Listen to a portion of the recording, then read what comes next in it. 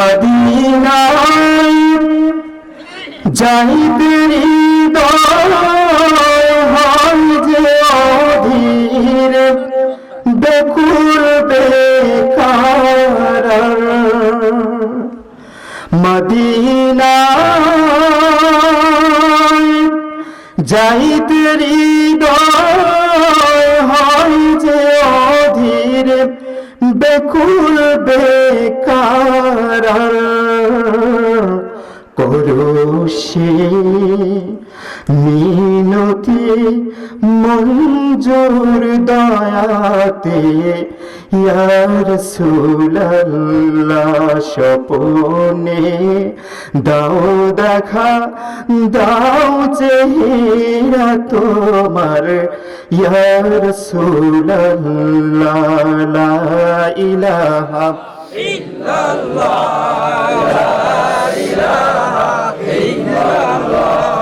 لا إله إلا الله لا إله إلا الله لا إله إلا الله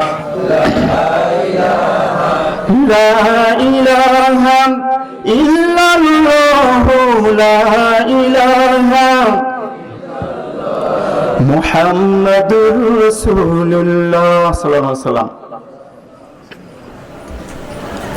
আল্লাহ রাব্বুল আলামিনের দরবারে লাখো কোটি শুকরিয়া যে আল্লাহ তাআলা আমাকে এবং আপনাকে এই পবিত্র কোরআনের জলসার ভিতরে এসে বসার, কয়েক কথা বলার বা শোনার তৌফিক ইনায়েত করেছেন এবং বিনা দরখাস্তে বিশ্বনবী হযরত মুহাম্মদুর রাসূলুল্লাহ সাল্লাল্লাহু আলাইহি সাল্লামের উম্মত হিসাবে দুনিয়াতে পাঠিয়েছে। তৃতীয়ত সমস্ত মহামারী থেকে বিরত রেখে এখনো ঈমানের সাথে বাঁচিয়ে রেখেছেন। সেই মহামুনিবের দরবারে শুকরিয়া আদায় করার দরকার আছে না নাই? তাহলে সমস্ত কণ্ঠকে উজাড় করে দিয়ে বলুন আলহামদুলিল্লাহ। আলহামদুলিল্লাহ। আমাদের আরো শুকরিয়া আদায় করা দরকার যে আল্লাহ তাআলা বিশ্বনবী বলেন শেষ নবীর উম্মত হিসাবে আমাদেরকে দুনিয়াতে পাঠিয়েছেন। কোনো মানুষ যদি একটা সিজদা করে আর এর মেয়াদ যদি কিয়ামত পর্যন্ত অতিক্রম হয়ে যায়, তবুও আল্লাহ তাআলা যে বিনা দরখাস্তে ভালোবেসে সেই মুহাম্মদুর রাসূলুল্লাহ সাল্লাল্লাহু আলাইহি সাল্লামকে আমাদের নেতা হিসাবে প্রেরণ করেছেন। আর সবথেকে মহান গ্রন্থ আল কুরআনুল কারীম, যেটা আমাদের ধর্মের জন্য জীবন বিধান হিসাবে নাজিল করেছেন, এজন্য আমরা আরো একবার শুকরিয়া আদায় করি আলহামদুলিল্লাহ। আমরা বিশ্বনবীর উম্মত হতে পেরে কি দুঃখিত নাকি গর্বিত? গর্বিত নাকি লজ্জিত? গর্বিত। আলহামদুলিল্লাহ। জিবরাইল আলাইহিস সালাম অন্য ফেরেশতার থেকে তুলনামূলকভাবে ইনার মূল্যায়ন সবথেকে বেশি নাকি কম? কেন বেশি? কারণ এই নবী এই ফেরেশতা প্রত্যেক নবীর কাছে ওহী প্রেরণ করেছেন, আর এই কোরআনকে উপর থেকে নিচে নাজিল করেছেন আল্লাহর দরবার থেকে। এজন্য এই ফেরেশতার মূল্য সব থেকে বেশি, কারণ কোরআনের ছোঁয়া লেগেছে। একটা কাঠ সামান্যতম যখন কোরআনের সাথে টাচ লেগেছে, ওই কাঠের মর্যাদা বেড়েছে। সামান্য একটা কাপড়, একটা ব্লেজার কোট বানাইতে যে কাপড় লাগে, শুধু মজুরি লাগে 5,000 টাকা, এক গজ কাপড় লাগে প্রায় 4,000-3,000 টাকা ভালোটা। কিন্তু এর থেকেও মাত্র 20 টাকা গজ এরকম একটা কাপড় যদি কোরআনের সাথে টাচ লাগে, তার দাম বেড়ে গেছে। এই ব্লেজার যদি পায়ের নিচেই পড়ে, অথবা যত দামি কাপড় হোক না কেন, মানুষ কিন্তু উঠায় চুমু খাবে না, কপালে লাগাবে না, বুকে লাগাবে না। কিন্তু এই এমন এক কোরআন, এর সাথে যদি কোনো একটা কাগজও লাগে, ওই কাগজটা যদি পড়ে যায়, তার জন্য চুমু আছে না নাই? তাহলে এই কোরআনের দাম যেহেতু বেশি, আর সেই কোরআনের ছোঁয়া লেগে সবকিছুর মূল্যায়ন যদি এত বেশি হয়, তাহলে আমরা মানুষ, আমরাও যদি এই কোরআনের সাথে টাচ লেগে আমাদের জীবনের সাথে, চরিত্রের সাথে মিল রেখে চলতে পারি এই কোরআন অনুসারে, তাহলে আমাদের মূল্যায়ন বাড়বে নাকি কমবে? সবাই বলেন। কিয়ামত দিবসে কঠিন দিনে এই আলোচনা আমরা কিন্তু অনেকেই শুনেছি, কিন্তু আমি একটা ব্যতিক্রম কিছু বলবো। আর আমার আলোচনার সবসময় বিষয়গুলো সবসময় ব্যতিক্রম থাকে।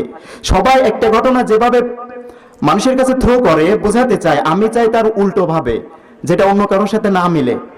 গত রাত্রেও আমি এই মিরাজ নিয়ে বৈজ্ঞানিক বিশ্লেষণ করেছিলাম, আর গত রাতে আমি প্রায় ঘুমাই নাই, রাত 4টা পর্যন্ত অঙ্কটা মিলাতে পারিনি। তারপরে যে মিলছে তখন ঘুমাইছি।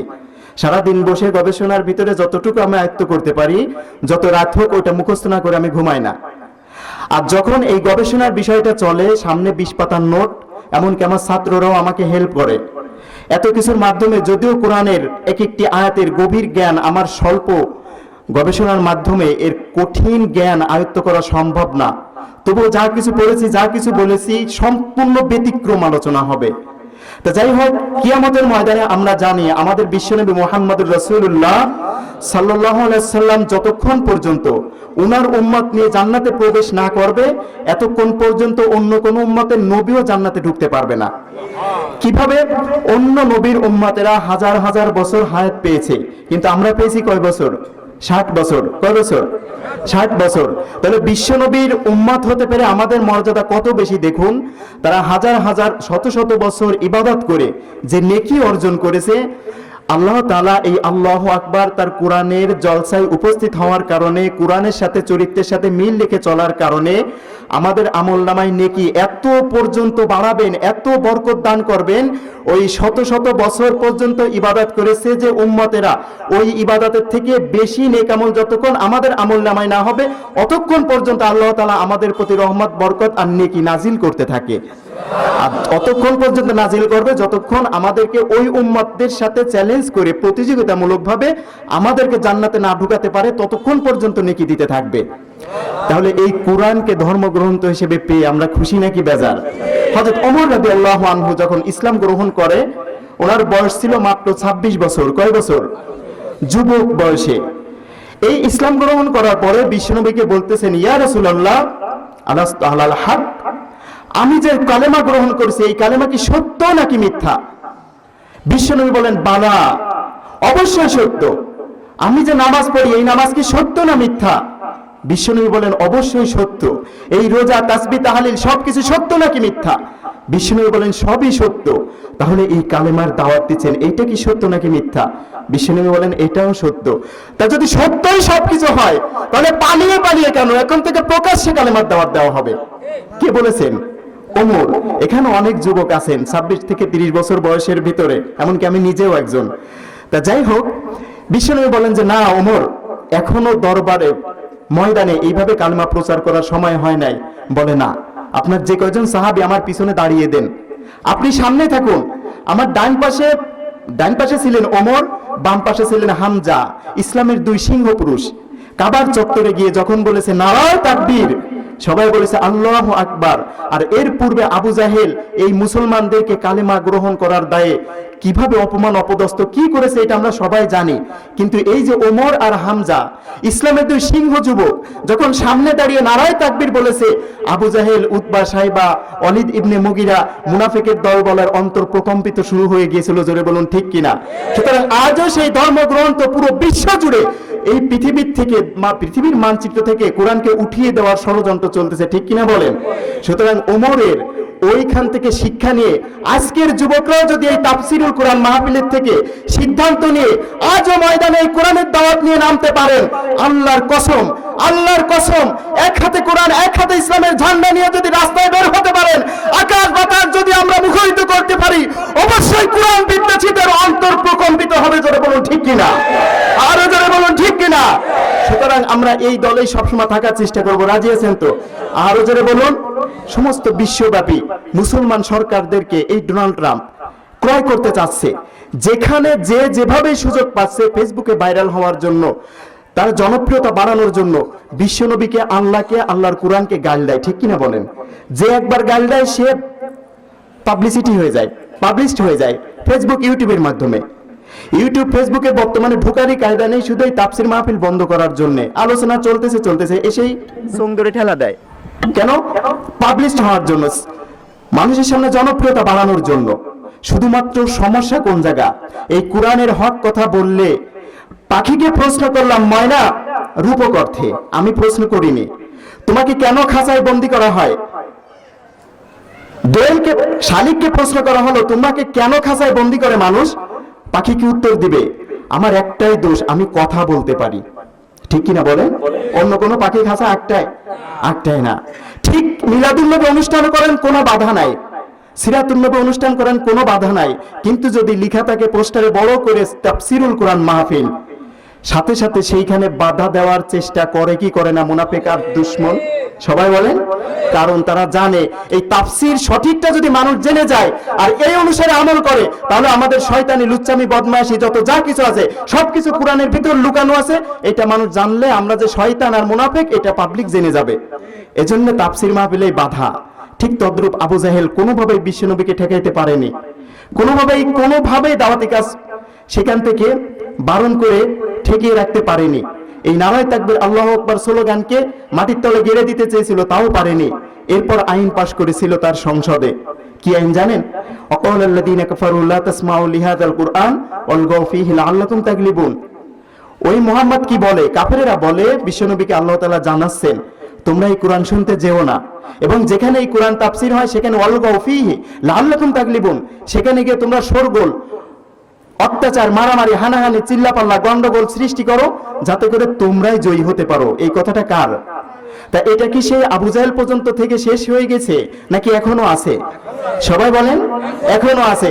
সুতরাং এই তাফসীর মাহফিল যারা বন্ধ করতে চায়, এই আল্লাহু আকবারের স্লোগান যারা বন্ধ করতে চায়, আমরা দুনিয়াতে যখন এসেছি কানের কাছে গিয়ে প্রথম আওয়াজটি দেওয়া হয়েছিল কি? আল্লাহু আকবার। মুয়াজ্জিন যখন নামাজে ডাকে প্রথম আওয়াজটা দেওয়া হয়েছিল কি? নামাজের প্রথম শব্দটা কি? সালাম পীরনের শেষের শব্দটা কি? আবার যখন আপনি মৃত্যুবরণ করবেন জানাজার নামাজের প্রথম শব্দটা কি? ইদানিং কালে দেখা যাচ্ছে আমাদের প্রধানমন্ত্রী, আল্লাহ তাআলা ওনার নেক হায়াত দারাজ করুক, উনি একটা ইসলামিক ফাউন্ডেশনের মাধ্যমে পরিকল্পনা করতেছেন এই আজান শুদ্ধকরণের প্রক্রিয়া। নিঃসন্দেহে এটা একটা ভালো কাজ, কিন্তু এর পাশাপাশি আমরা বলবো প্রধানমন্ত্রীকে, এই মাহফিল থেকে আমরা অনুরোধ করবো, এই সকলের উদ্দেশ্যে বলতেছি যে এই আজান যেমন শুদ্ধকরণের প্রক্রিয়া আপনি চালাচ্ছেন, ঠিক এইভাবে যেসব নাস্তিক সেই স্বয়ং আল্লাহ তাআলাকে, স্বয়ং আল্লাহ তাআলার এই আল্লাহু আকবার শব্দটা সহ্য করতে পারে না, গায়ে জ্বালা পোড়া উঠে যায়, আছে না? একদম আছে।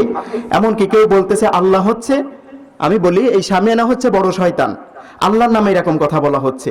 বিশ্বনবীকে বলা হচ্ছে চরিত্রহীন। আর এই আল্লাহু আকবার আজানের শব্দ সোনু নিগম নামের একজন গানের শিল্পী, সে বলেছে এটা নাকি বিশ্বা তার কাস্টমার ডাকার জন্য আহ্বান করতেছে, তার কাছে নাকি এরকম মনে হয়। সংসদে বসে এই আজানের বিরুদ্ধে কথা হয়, ঠিক কিনা জোরে বলেন?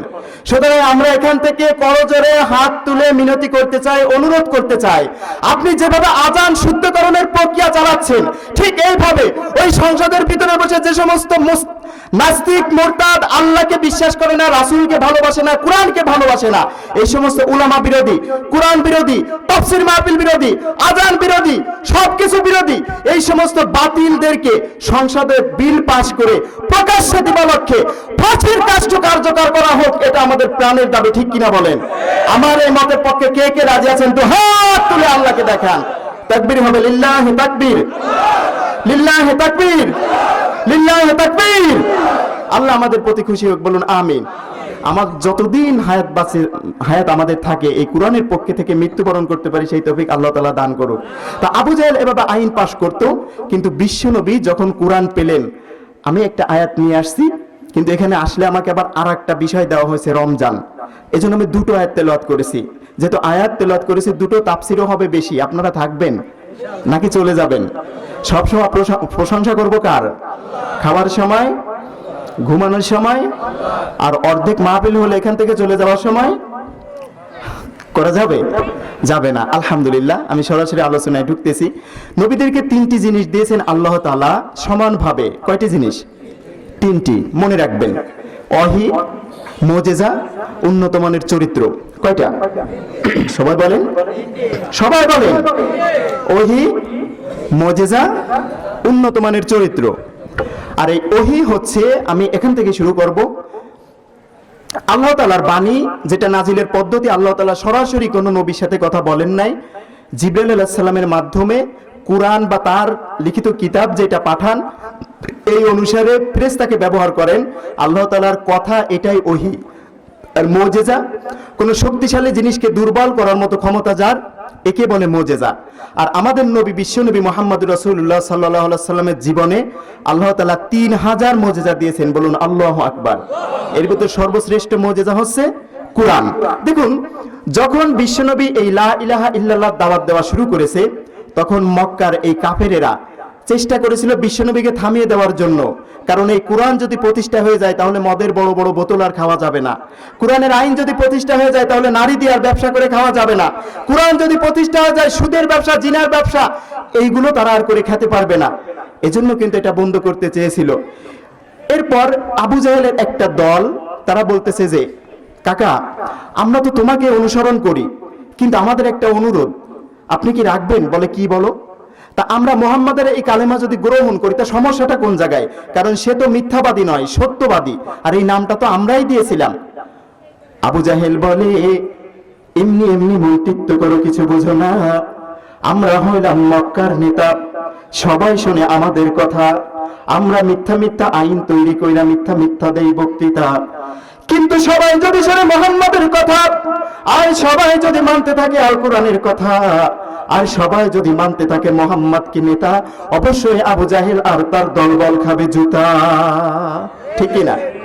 বলে এইগুলো বুঝি না, মৃত্যু তো একদিন হবে, অতএব আপনি আমাদেরকে একটা পথ দেখান যেন ওই মরণের পরে আমরা জান্নাতে যেতে পারি। কারণ মুহাম্মদ যে সত্য কথা বলে, সত্য নবী, এতে আমাদের কোনো সন্দেহ নাই। অতএব আপনি বলেন ওই যে কিয়ামতের ময়দানে উপস্থিতি, বিচার, হিসাব নিকাশ, এইটাও যে সত্য হবে, এটাই তো সূক্ষ্ম বিবেকের দাবি। ঠিক কিনা বলেন? আবু জাহেল বলে না, আইদা মিতনা ওয়া কুননা তুরাবান যালিকা রাজুম বাঈদ, সূরা কফের 3 নম্বর আয়াত। আমরা মারা যাব, কবরে যখন শুয়ে আমাদের হাড় গোড় মাংস অস্থি চর্ম সবকিছু মাটিতে মিশে থাকবে।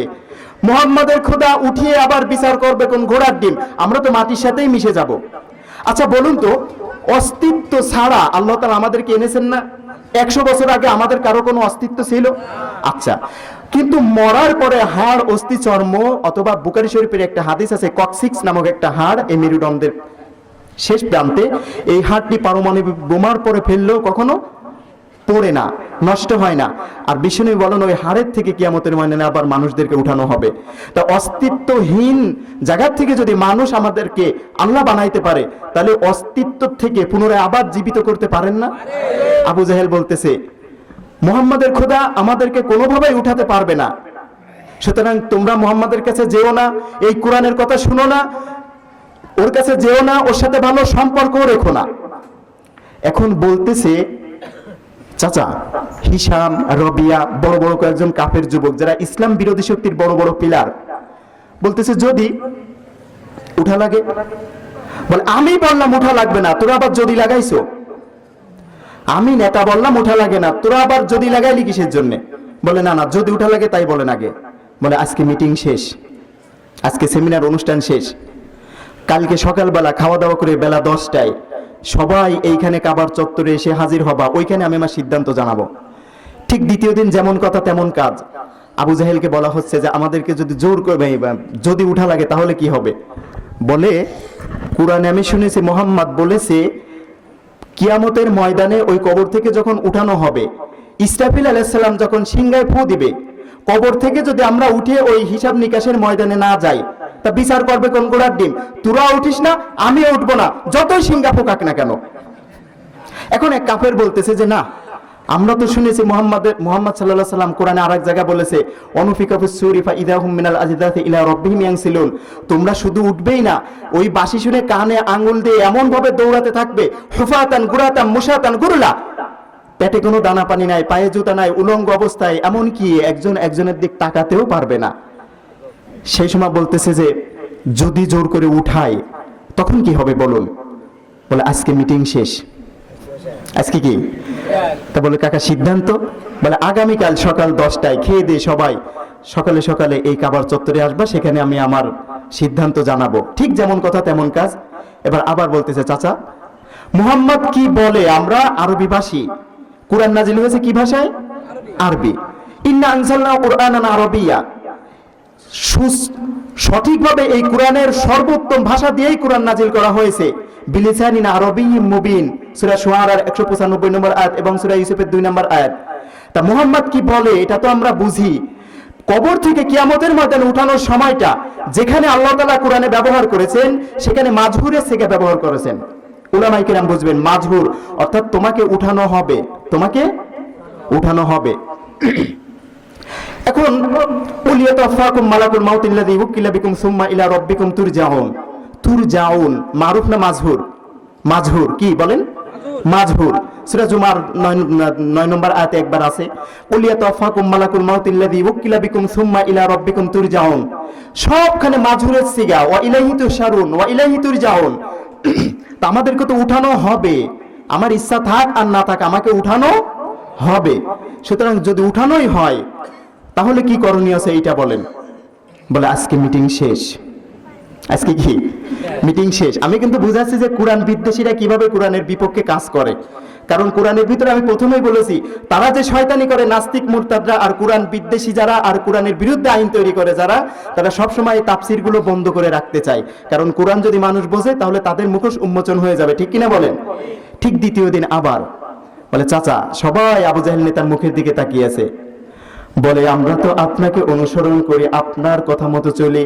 আজ সঠিকভাবে একটা সিদ্ধান্ত যদি না দেন চাচা, আমাদের তো মারার পরে ধরা খেয়ে যেতে হবে।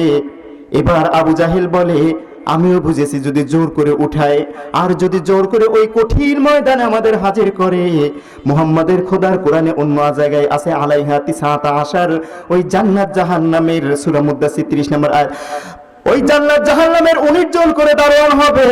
আর 19 জন করে দারোয়ান যদি হয়, আমি আবু জাহেল যদি জাহান্নামে চলে যাই আর তোমরাও যদি আমার সাথে চলে যাও, ওই 19 জনের 10 জনের সাথে হত্যা করব। 10 জনকে মেরে টেনে সিটকে ওইখান থেকে বেরিয়ে আসার দায়িত্ব আমি নিলাম। 10 জনকে আমি একাই হত্যা করব, এই হাতে 2 জন এই হাতে 2 জন। 10 জন ফেরেশতারে ও একা মারবে, আর তোমরা সবাই মিলে বাকি 9 জনের টেনে হিঁচড়ে ওইখান থেকে বেরোতে পারবে না। আমি বলেছি কোরআনে কিন্তু সবকিছুর উত্তর আছে। এবার বলতেছে মুহাম্মাদের খোদার ওই কোরআনে অন্য এক জায়গায় আছে সূরা তাহরিমের 6 নম্বর আয়াতে মালাইকাতুন গিলাজুন শিদাদুল্লাহ ইয়াসুনাল্লাহ মা আমারহুম ওয়া ইয়াফআলুনা মা ইউমারুন। আপনি যে বলছেন তাদের সাথে আপনি ফাইট করবেন, আপনি কি সেই যে ফেরেশতা তাদের দৈহিক স্ট্রাকচার, তাদের যে দৈহিক বর্ণনা গঠন, এটা কি আপনি জানেন? বলে আসলে এটা তো আমি জানি না। এরপর আরেকজন হিশাম নামক যুবক এই কাফের বলতেছে মুহাম্মদ সাল্লাল্লাহু আলাইহি সাল্লাম বর্ণনা করেছেন জিবরাইল মাঝে মাঝে তার সামনে তার মূল আকৃতিতে যখন আসে, বিশ্বনবী বলেন তার মাথা দেখেছে আমি 7 আসমানের উপরে, সুবহানাল্লাহ পড়েন, তাহতিস সারা, তার পা দেখেছি আমি 7 তবক জমিনের নিচে। এক হাত দেখেছে মাশরিকে ইলাল মাগরিব, আর এক হাত দেখেছে মাগরিবে। আল্লাহু সিত্তামিআতে আজিমে হাতিম, তার পিঠে আমি 600 পাখা দেখেছি। এই 600 পাখার একটা পাখা যদি একটু মৃদু বাতাস দেয়, এইভাবে হিমালয়, মহাভারত এবং পাহাড় আর সাগর যত যা কিছু আছে, একটা পাখা দিয়ে যদি একটু মৃদু হাওয়া দেয়, সবকিছু এবারে সমান হয়ে যাবে। পৃথিবীর বেলায় আর একজন হিন্দু ধর্মের একজন গুরু ঠাকুর, যে কাবা ঘরের ঠাকুর ছিল, জানেন তো 360টি মূর্তি ছিল, এই ঘরের ঠাকুর ছিল। আর একজন বাইবেল পণ্ডিত, 3 জনকে সাথে নিয়ে আবু জাহেল তাদেরকে রাতের বেলায় মিটিং করতেছে আর বলতেছে এই যে মুহাম্মদ এক লা ইলাহা ইল্লাল্লাহর দাওয়াত এনেছে, এই দাওয়াত যদি আমি গ্রহণ করি আমার অবৈধ ক্ষমতা থাকে না, আমার এই চেয়ার তো থাকে না, বাপ দাদার এই পৈতৃক সম্পত্তি সবকিছু শেষ হয়ে যাবে। আর এই নারীর ব্যবসা, সুদের ব্যবসা, জিনার ব্যবসা, শয়তানি, লুচ্চামি, বদমাইশি, জালিয়াতি, প্রতারণা, মিথ্যাচার যা কিছু আছে সবকিছু শেষ হয়ে যায়। এই মুহাম্মদকে থামানো যায় কি হলে, এইটা একটু তোমাদের নিয়ে আমি মাশওয়ারা করতে চাই, পরামর্শ করতে চাই। কিন্তু বলুন আল্লাহ বলতেছেন ইয়া আসিমুকা মিনান নাস, ও আমার নবী মুহাম্মদ তুমি কালেমার দাওয়াত জোরে সোরে মোকাবেলা করো, কাফেরদের সামনে প্রচার করো। যদি তোমাকে কাফেরেরা মারতে চায়, ইয়া আসিমুকা মিনান নাস, সেই মানুষদের থেকে আমি আল্লাহ বাঁচাবো। আমার প্রশ্ন হলো আপনাদের কাছে, আল্লাহ বলেছে আমি মানুষ থেকে তোমাকে বাঁচাবো, আর আবু জাহেল চাচ্ছে মানুষের সামনে তাকে হত্যা করবে, আল্লাহ চাচ্ছে তাকে বাঁচাবে। কোনটা সঠিক হবে? সবাই বলেন কোনটা সঠিক হবে? এবার বলে ওই কাবা ঘরের ঠাকুরকে জিজ্ঞাসা করে এই মুহাম্মদ সম্পর্কে কি তোমার ওই কিতাবের ভিতরে কিছু আছে? কোন কিতাব? বেদ। কোন কিতাব? হিন্দু ধর্মগ্রন্থ কি? বেদ। এবার বলে আমার কিতাবের ভিতরে একটা জিনিস আছে, আপনি তো বলতেছেন মুহাম্মদকে স্টপ করে দেওয়ার জন্য, মুহাম্মদকে হত্যা করার জন্য, মুহাম্মদকে জেলখানায় পুরে রাখার জন্য। আল্লাহ নবীকে জানিয়ে দিয়েছেন ওয়াইদিয়াম কুরবিকাল্লাযীনা কাফারু লিয়ুসবিতুকা আও ইয়াকতুলুকা আও ইয়াখরুজুক, ও নবী তোমাকে হয় শেষ করে ফেলবে, নাই কারারুদ্ধ করবে, না হলে এই দেশ থেকে অন্য দেশে পাঠিয়ে দিবে। ওয়াম করুনা ওয়াম করুল্লাহ, তারা তোমার বিরুদ্ধে আইন ষড়যন্ত্র করে। আল্লাহু খায়রুল মাকিরিন, আর তার বিরুদ্ধে কি ষড়যন্ত্র আল্লাহর ব্যাপারে মানায় নাকি কৌশল অবলম্বন করা লাগে, ওইটা 50,000 বছর পূর্বেই আমি আল্লাহ নাজিল করে রেখেছি। এবার ঠাকুরকে বলতেছে, এতদিন তো নেতার ভয়ে সঠিক কথা বলে না ঠাকুর। এবার যখন আবু জাহেল জিজ্ঞাসা করেছে, এবার বলতেছে তোমার বেদের ভিতরে কি আছে? ওই কিতাব এই মুহাম্মদকে শেষ করা। বলে মুহাম্মদকে তো শেষ করা দূরের কথা, কিয়ামত পর্যন্ত এই কোরআনকে যে শেষ করতে আসবে সেই ব্যক্তি শেষ হয়ে যাবে, কিন্তু কোরআন জয়যুক্ত হবে, আলেমরাই জয়যুক্ত হবে। কথাটা কার? আরো জোরে বলুন, কথাটা কার? বলে অত কিছু বুঝি না, কিভাবে শেষ করবো সেইটা বলে। এই বেদে কি আছে ওই মুহাম্মদের নামে? এবার ঠাকুর বলতেছেন, অবশ্য ইন্নাল মিত্রা বরুণ রাজা তৎসাত তিনি প্রস্থান বৌদ্ধ হবই মিলাঙ্ক আল্লাহ রসুল মুহাম্মাদান বরস আল্লে আল্লাহ ইল্লাল্লাতি ইল্লাল্লাহ ওম নমো লিচ্ছ গুপ্তায় সদ্দায়ন ইতি খ্যাত বরস আল্লে আল্লাহ ইল্লাল্লাতি ইল্লাল্লাহ আল্লাহ স্রষ্টাং সহস্র শিষ্য সাকাত সমন্বিত নিরুপৈটাস্য মহাদেব মরুস্থল নিবাসে নমো আল্লাহ ককমে মুহাম্মদ সাল্লাল্লাহু আলাইহি ওয়াসাল্লাম। এই কথা বলার সঙ্গে সঙ্গে ওম নমো লিচ্ছ গুপ্তায় সদ্দায়ন ইতি খ্যাত। এবার বলতেছে ওই মুহাম্মদকে মারা তো দূরের কথা, ওম নমো অর্থাৎ তাকে যদি কেউ সালাম প্রদান না করে, দেখা হলে যদি টিটকারি করে, খোঁচাত্মক বিদ্রুপাত্মক ব্যবহার করে, খোদার স্বর্গে কেউ যেতে পারবে না। এইটাই বেদের নির্দেশ। বলুন আল্লাহু আকবার। আমি নেতা মানুষ, আমার সামনে দাঁড়িয়ে যে মুহাম্মদকে আমি হত্যা করব, তার পক্ষে তুই কথা বলিস, ওর গিটি ধরে পিএলটি এখান থেকে বের করে দে। পার্সোনাল অ্যাসিস্ট্যান্টকে বলে সাথে সাথে তাকে বের করা হয়ে গেছে। এবার বাইবেলের পণ্ডিতকে বলা হচ্ছে, তুমি বলো এই মুহাম্মদকে শেষ করার জন্য কি আছে? বলে আমিও জানি, আমার তো এইখান থেকে বেরিয়ে যাওয়ার সময় হয়ে গেছে, কারণ আমিও জানি ওই মুহাম্মদকে যদি কেউ নবী হিসাবে অ্যাকসেপ্ট না করে, কলকি অবতার হিসাবে যদি তাকে কেউ না মান্য না করে, খোদার স্বর্গে কেউ যেতে পারবে না। বলে জানি না তোমার বাইবেলে কি আছে বলো, কিন্তু ওই সময় তো বাইবেল ইংলিশে ছিল না, কিন্তু এখন ইংলিশে যেটা হয়েছে সেইটার ভিতরে বলতেছেন, and he gave you from all you asked of him, and if you should count the favor of Allah, you should not enumerate then, and mankind is most unjust and ungrateful. Allahu Akbar. When God full of pearl contaminated an amendment in my book must welcome last and final messenger of Lord for clear total crime. Allahu Akbar.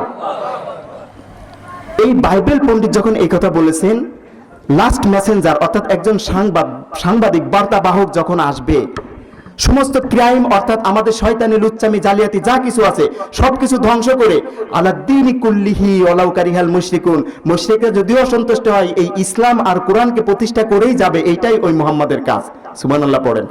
এখন প্রথম জনের অবস্থা কি হয়েছে, ঠাকুরের অবস্থা কি হয়েছে? ওখান থেকে আউট। এবার দ্বিতীয় জনকেও যদি আউট করে দেয়, তা মিটিং করবে কাকে নিয়ে বলুন? আবু জাহেল ঠকে যায়, কারোর সাথে পারে না, কারণ আল্লাহ বলতেছেন আজ তো সেই মিরাজের মাস। ওই যখন আল্লাহর সাথে সাক্ষাতে গিয়েছিলেন, পৃথিবীটাকে ফুটবলের মতো ছোট করে বিশ্বনবীকে দেখানো হয়েছিল। আর বলে গো আমার নবী মুহাম্মদ, এই যে পৃথিবীর যত জায়গা তোমার চোখের সামনে আমি দেখালাম, এত দূর পর্যন্ত তোমার কালেমার দাওয়াত পৌঁছিয়ে যাবে। যুগে যুগে যারা এই কোরআনের ছোঁয়া লাগবে, এই অনুসারে জীবন গঠন করবে, জীবিকা নির্বাহ করবে, তাদের পদ মর্যাদা আমি আবু বকর ওমরের মতো বাড়িয়ে দেব। আল্লাহু আকবার। আর যারা বিরোধিতা করবে, আবু জাহেল, উতবা, সাইবা, ফেরাউন, নমরুদের মতো ঘৃণিত ব্যক্তি হিসাবে আমি জমিনে তাকে প্রচার করে দিব। কোনো কথাই কাজ হয় না। ঠিক দ্বিতীয় দিন ওই সেই মনে আছে, ভাতিজা যারা আছে তার অনুসরণ করে, কাবার চত্বরে এসে বলে, ও চাচা আমাদের তো মারা যাওয়া লাগবে, তাহলে আমাদের ব্যাপারে কিছু বলুন। এবার বলে তোমাদের ব্যাপারে আমি কি বলবো, আমার তো কিছু বলার নাই, কিন্তু আমি আর যাই হোক না কেন মুহাম্মাদের কালেমা মানবো না। বলে কেন মানবেন না? বলে যদি ওইটাই মানে আমার বাপ দাদার ধর্মে চুনকালি পড়ে যায়, আর ওইটা যদি মানে আমার অবৈধ ক্ষমতা, অবৈধ চেয়ার, কোনো কিছুই থাকে না। অদৃষ্টের নির্মম পরিহাস, হাজার হাজার শত শত মুজিজা দেখেও এই আবু জাহেল কালেমাওয়ালা হয় নাই, কিন্তু আবু বকর, ওমর ও এই কালেমা শুনেছিল, তারা সোনার হীরকখণ্ডে পরিণত হয়েছিল। জোরে বলুন ঠিক কিনা? সুতরাং যতক্ষণ জীবন আছে, যতক্ষণ হায়াতে বেঁচে থাকি, যতক্ষণ হাতে চলার শক্তি আছে, শরীরের ভিতরে যতক্ষণ পর্যন্ত রূহ আছে, এই কোরআনের পথে থেকে মৃত্যুবরণ করব। এর চুল পরিমাণও পদচ্যুত হব না। কে কে রাজি আছেন? দু হাত তুলে আল্লাহকে দেখা। লিল্লাহি তাকবীর, লিল্লাহি তাকবীর, লিল্লাহি তাকবীর। হাত নামান। সুতরাং আল্লাহ তাআলা এই কোরআনকে আমাদের জন্য সহজ করে দিক, বোঝার তৌফিক নাত করুক, বলুন আমিন। আমি যে আয়াতটি তেলাওয়াত করেছি, আপনারা অনেকেই পূর্বে এই আয়াতের অনেক রকম ব্যাখ্যা শুনেছেন। আমি চেষ্টা করেছিলাম একটু গণিত নিয়ে আলোচনা করার জন্য, কিন্তু আমাকে সিগন্যাল দেওয়া হয়েছে যে না, ওগুলো দরকার নেই, মানুষ বোঝে না। তারপরে সম্ভব হলে আমি ফাঁকে একটু বলার চেষ্টা করব, কিন্তু এখন আলোচনায় না ঢুকলে অনেক লোক ভাবতেছে কি ওয়াজ করতেছে, কেউ কেউ উঠে চলে যাচ্ছে। এখন বয়ান শুরু হবে। তা এই সূরা জুমারের 53 নম্বর আয়াত আমি তেলাওয়াত করেছি। আর এই 53 নম্বর আয়াতে বলা হচ্ছে কুলিয়া ইবাদিল্লাযিনা আসরাফু আলা আনফুসিহিম ইলা আখিরি আয়া। হে নবী, আপনি আমার নাফরমান বান্দাদেরকে বলে দিন, যারা নফসের সাথে জুলুম করে পাপ রাশি অনেক করে ফেলেছে, গুনাহগাতা, তোমরা আল্লাহর রহমত থেকে নিরাশ হয়ো না। আপনি উঠে কোন জায়গায় যাচ্ছেন? এক নম্বরে যান, আলহামদুলিল্লাহ। ঠিক আছে, সবাই একটু জিকির করি, লা ইলাহা ইল্লাল্লাহ, লা ইলাহা ইল্লাল্লাহ, লা ইলাহা ইল্লাল্লাহ, লা ইলাহা ইল্লাল্লাহ, লা ইলাহা ইল্লাল্লাহ, লা ইলাহা ইল্লাল্লাহ মুহাম্মাদুর রাসূলুল্লাহ। এই যে আয়াতটি আমি তেলাওয়াত করেছি, কোন আয়াত যদি বুঝতে হয় তার পিছনে তাফসীর করার 5টা মূল নীতি আছে। কয়টা বলুন তো? 5টা। এই 5টি মূল নীতি দিয়ে বর্তমানে আলেমরা তাফসীর করে খুবই কম, শতকরা হয়তো 2 জন বা 3 জন। এজন্য হুজুরও যত, বাংলাদেশের দলও তত। কারণ এই 5টি মূল নীতি নিয়ে কেউ তাফসীর করে না। তাফসিরুল কোরআন বিল কোরআন, কোরআন দিয়ে কোরআনের তাফসীর করা। তাফসিরুল হাদিস বিল কোরআন, হাদিস দিয়ে বর্ণনা দিয়ে কোরআনের তাফসীর করা। সাহাবীদের জীবনী দিয়ে তাদের বর্ণনা অনুসারে কোরআনের তাফসীর করা। তাবেঈনদের বর্ণনা দ্বারা কোরআনের তাফসীর করা। যদি এই 5টি মূলনীতির কোনো একটির সাথে ঠিক রেখে তাফসীর করা হয়, তাহলে ওই আয়াত কখনো উল্টো পাল্টা এদিক সেদিক যেতে পারে না। কিন্তু আমাদের দেশে এই তাফসীরের মূলনীতি নাই। তা কোনো আয়াত বুঝতে হলে আগে তার শানে নুজুল, প্রেক্ষাপট জানতে হবে। আর এই প্রেক্ষাপটটা বলেই আমি রমজানের আয়াতে চলে যাব, যেহেতু আমাকে বিষয় দেওয়া হয়েছে রমজান। আর আমি এই আয়াতটি নিয়ে এসেছিলাম, এই আয়াত সম্পর্কে আলোচনা হবে। তাহলে এই আয়াত সম্পর্কে 3টা তাফসীরের কিতাবে কি আসছে, এই শানে নজুলটা বলেই আমি ওই আয়াতে গিয়ে রমজানের দোয়ার আয়াতটা ব্যাখ্যা করব। আর আমার গবেষণার বিষয় থাকে হচ্ছে শাব্দিক বিশ্লেষণ, কোরআনের ভাষাগত মুজিজা। হয়তো এই আলোচনা আপনারা পূর্বে কোনোদিনও শোনেননি। আর পূর্বে ইউটিউবে বা লাইভে আমার আলোচনা শুনেছেন কে? একটু হাত তোলেন তো। আলহামদুলিল্লাহ। আর কে? খুবই কম লোক, হাত নামান। যাই হোক, আজকে শুনলে বুঝবেন এই ভাষাগত মুজিজা, আল্লাহ তাআলা কিভাবে আমাদেরকে ডাকতেছেন, আর কিভাবে আল্লাহ তাআলা চান তার বান্দাকে হাতে হ্যান্ডকাপ পরিয়ে বেঁধে জান্নাতে নিয়ে যাইবেন। কিন্তু আমরা চাই সেটা কোন কায়দায়, তাড়াতাড়ি, কঠিনভাবে, শক্তভাবে ছাড়িয়ে জাহান্নামের দিকে যাব, ঠিক কিনা বলেন? তা আমরা তাফসিরে কাবির, ইমাম ফখরুদ্দিন রাজির লেখা, তাফসিরে রুহুল মাআনি মাহমুদ আলুসির লেখা, এবং তাফসিরুল কুরআনুল আযীম ইবনে কাসিরের লেখা, এই 3টি কিতাবে এই আয়াতে যে শানে নুজুল আছে, এইখান থেকে আমি আলোচনা শুরু করব। আর শানে নুজুলটা শুনলেই আমরা আয়াতের প্রেক্ষাপটও বুঝতে পারবো, আর আমার মূল আলোচনার ধরনটাও আপনারা বুঝতে পারবেন। তো যাই হোক, আয়াতের সরল অনুবাদটা কিন্তু মনে রাখতে হবে। তোমরা যারা গুনাহ করেছো আমার রহমত থেকে নিরাশ হও না, ইন্নাহু হুয়াল গফুরুর রহিম, নিশ্চয়ই আল্লাহ তাআলা মহা ক্ষমাশীল এবং দয়াবান। আর এই আয়াতের আলোচনাও আমরা পূর্বে অনেকে শুনেছি। তাহলে আমরা শানে নুজুল থেকে শুরু করি নাকি? তাহলে এদিক ওদিক উঠাউঠি করবেন না, এদিক ওদিক তাকাবেন না, অনেক মনোযোগ দিবেন। আর আল্লাহ কতটা ভালোবাসেন আমাদেরকে এরও কিছুটা কল্পনা করা যাবে এই আয়াতের ব্যাখ্যা শুনলে। আল্লাহ আমাদেরকে বোঝার তৌফিক ইনাত করুক, বলুন আমিন। আল্লাহ রাব্বুল আলামিন বিশ্ব নবীর চাচা আম্মে হামজা যখন যুদ্ধের ময়দানে শহীদ হয়ে যায়, মক্কা বিজয় হয়ে গেল। মক্কা বিজয়ের পরে আমি পূর্বেই বলেছি আবু জাহেল, উতবা, সাইবা কিভাবে নবীকে কষ্ট দিয়েছে। সমস্ত কষ্ট দেওয়ার পরেও মক্কা বিজয় হয়ে গেল। বিশ্ব নবী সবাইকে সামনে রেখে এবার ডাক দিয়ে বলে, তোমরা তো বড় বড় যুদ্ধ অপরাধী, আমাদের বিপক্ষে কাজ করেছো।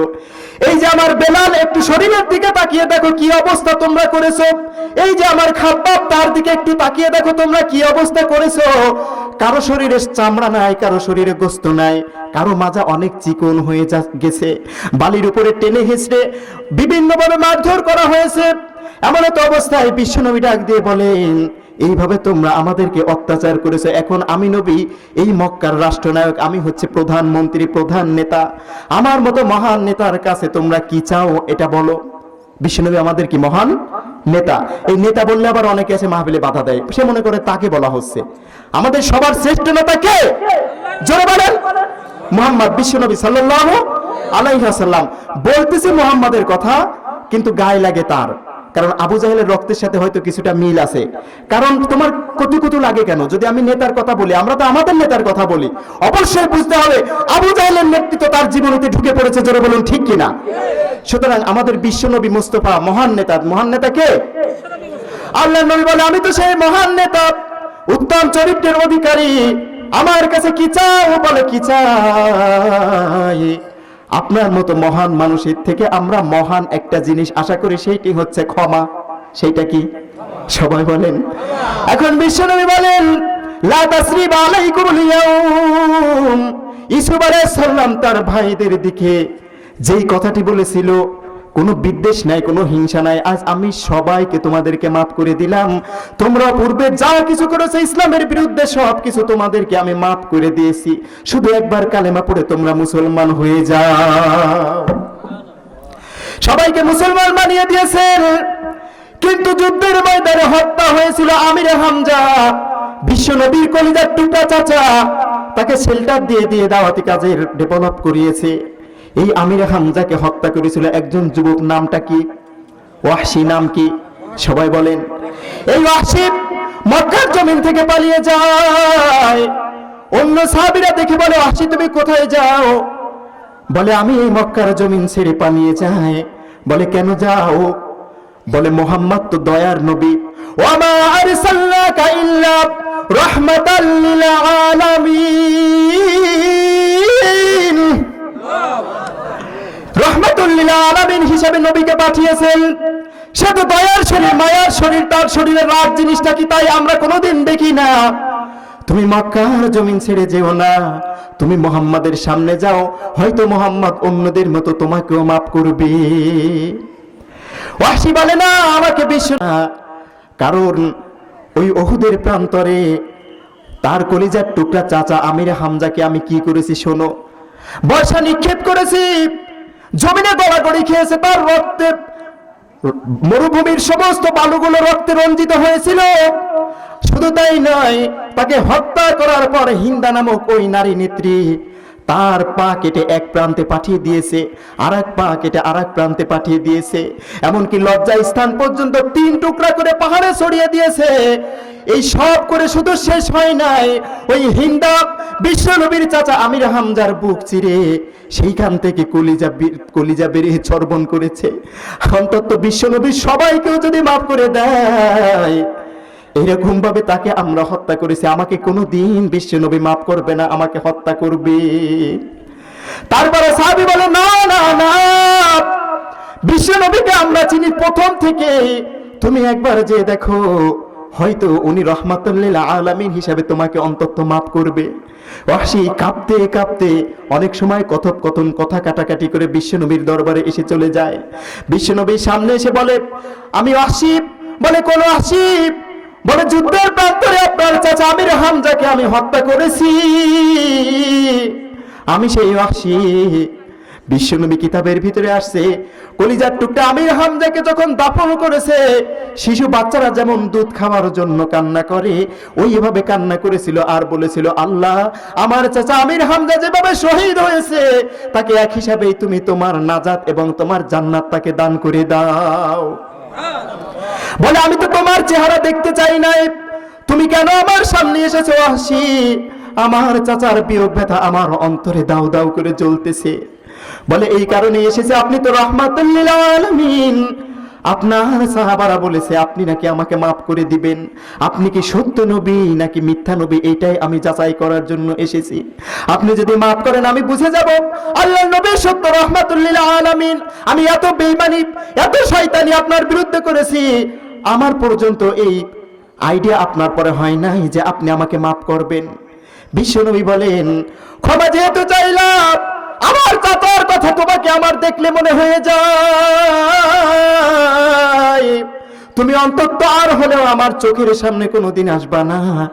আমার বিয়োগ ব্যথা, আমার চাচা হারাবার বিয়োগ ব্যথাটা আমার অন্তরে দাউ দাউ করে জ্বলে, আমাকে কষ্ট দেয়। ক্ষমা যেহেতু চাইলা, তোমাকে আমি ক্ষমা করে দিলাম, তুমি কালেমা পড়ে মুসলমান হয়ে যাও, লা ইলাহা ইল্লাল্লাহু মুহাম্মাদুর রাসূলুল্লাহ। আচ্ছা, আমি এই বর্ণনা কি বর্ণনা করতেছি বলুন তো? এই আয়াতের শানে নজরুল বলতেছি, কিন্তু এটা বললে কিন্তু আয়াত বোঝা যাবে না। একটু গভীর মনোযোগ, আপনাদের দৃষ্টি আমার দিকে ফিরান, আমি এটা কামনা করতেছি। এদিক ওদিক ওই মোটরসাইকেল গেলে এদিক ওদিক তাকান না। এমন মহান নেতা, এই যে ওয়াহশী এসে ক্ষমা চেয়েছেন, তাকে ক্ষমা করে দিয়েছেন। আমরা হলে কি করতাম? এক দল যখন ক্ষমতা ছেড়ে অন্য দল যখন ক্ষমতায় যায়, রক্তের স্রোত যেতে থাকে, ঠিক কিনা বলেন? পূর্বের যত শত্রুতা, এমনকি 50 বছর পূর্বের শত্রুতাও আলেম ওলামাদের প্রতি নেওয়া হচ্ছে, জোরে বলুন ঠিক কিনা?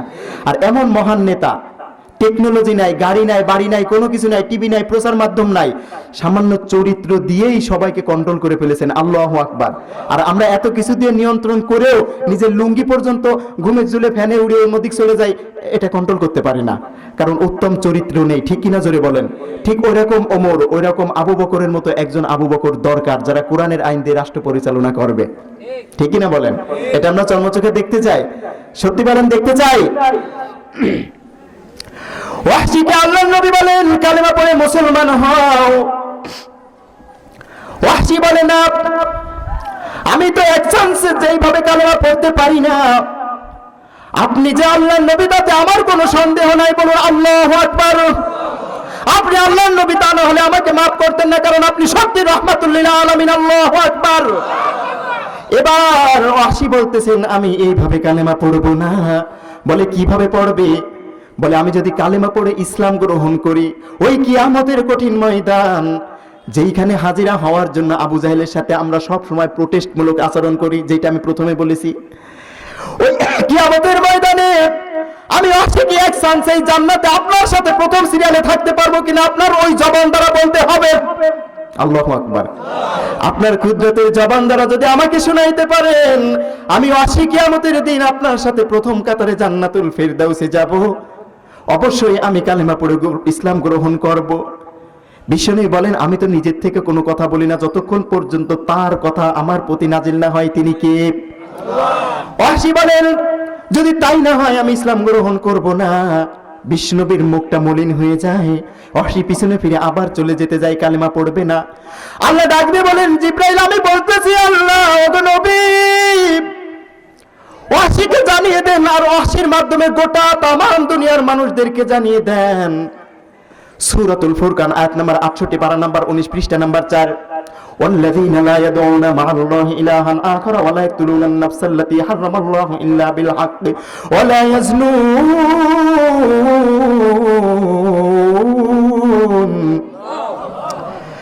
তোমরা যে আল্লাহ ব্যতীত অন্য কাউকে ডেকেছো অর্থাৎ শিরকের গুনাহ করেছো, দ্বিতীয় নাম্বার তোমরা জিনা করেছো, আর তৃতীয় নাম্বার হচ্ছে জিনা করেছো ওয়াল্লাযীনা লা ইয়াদউনা মা'আল্লাহি ইলাহান আখর।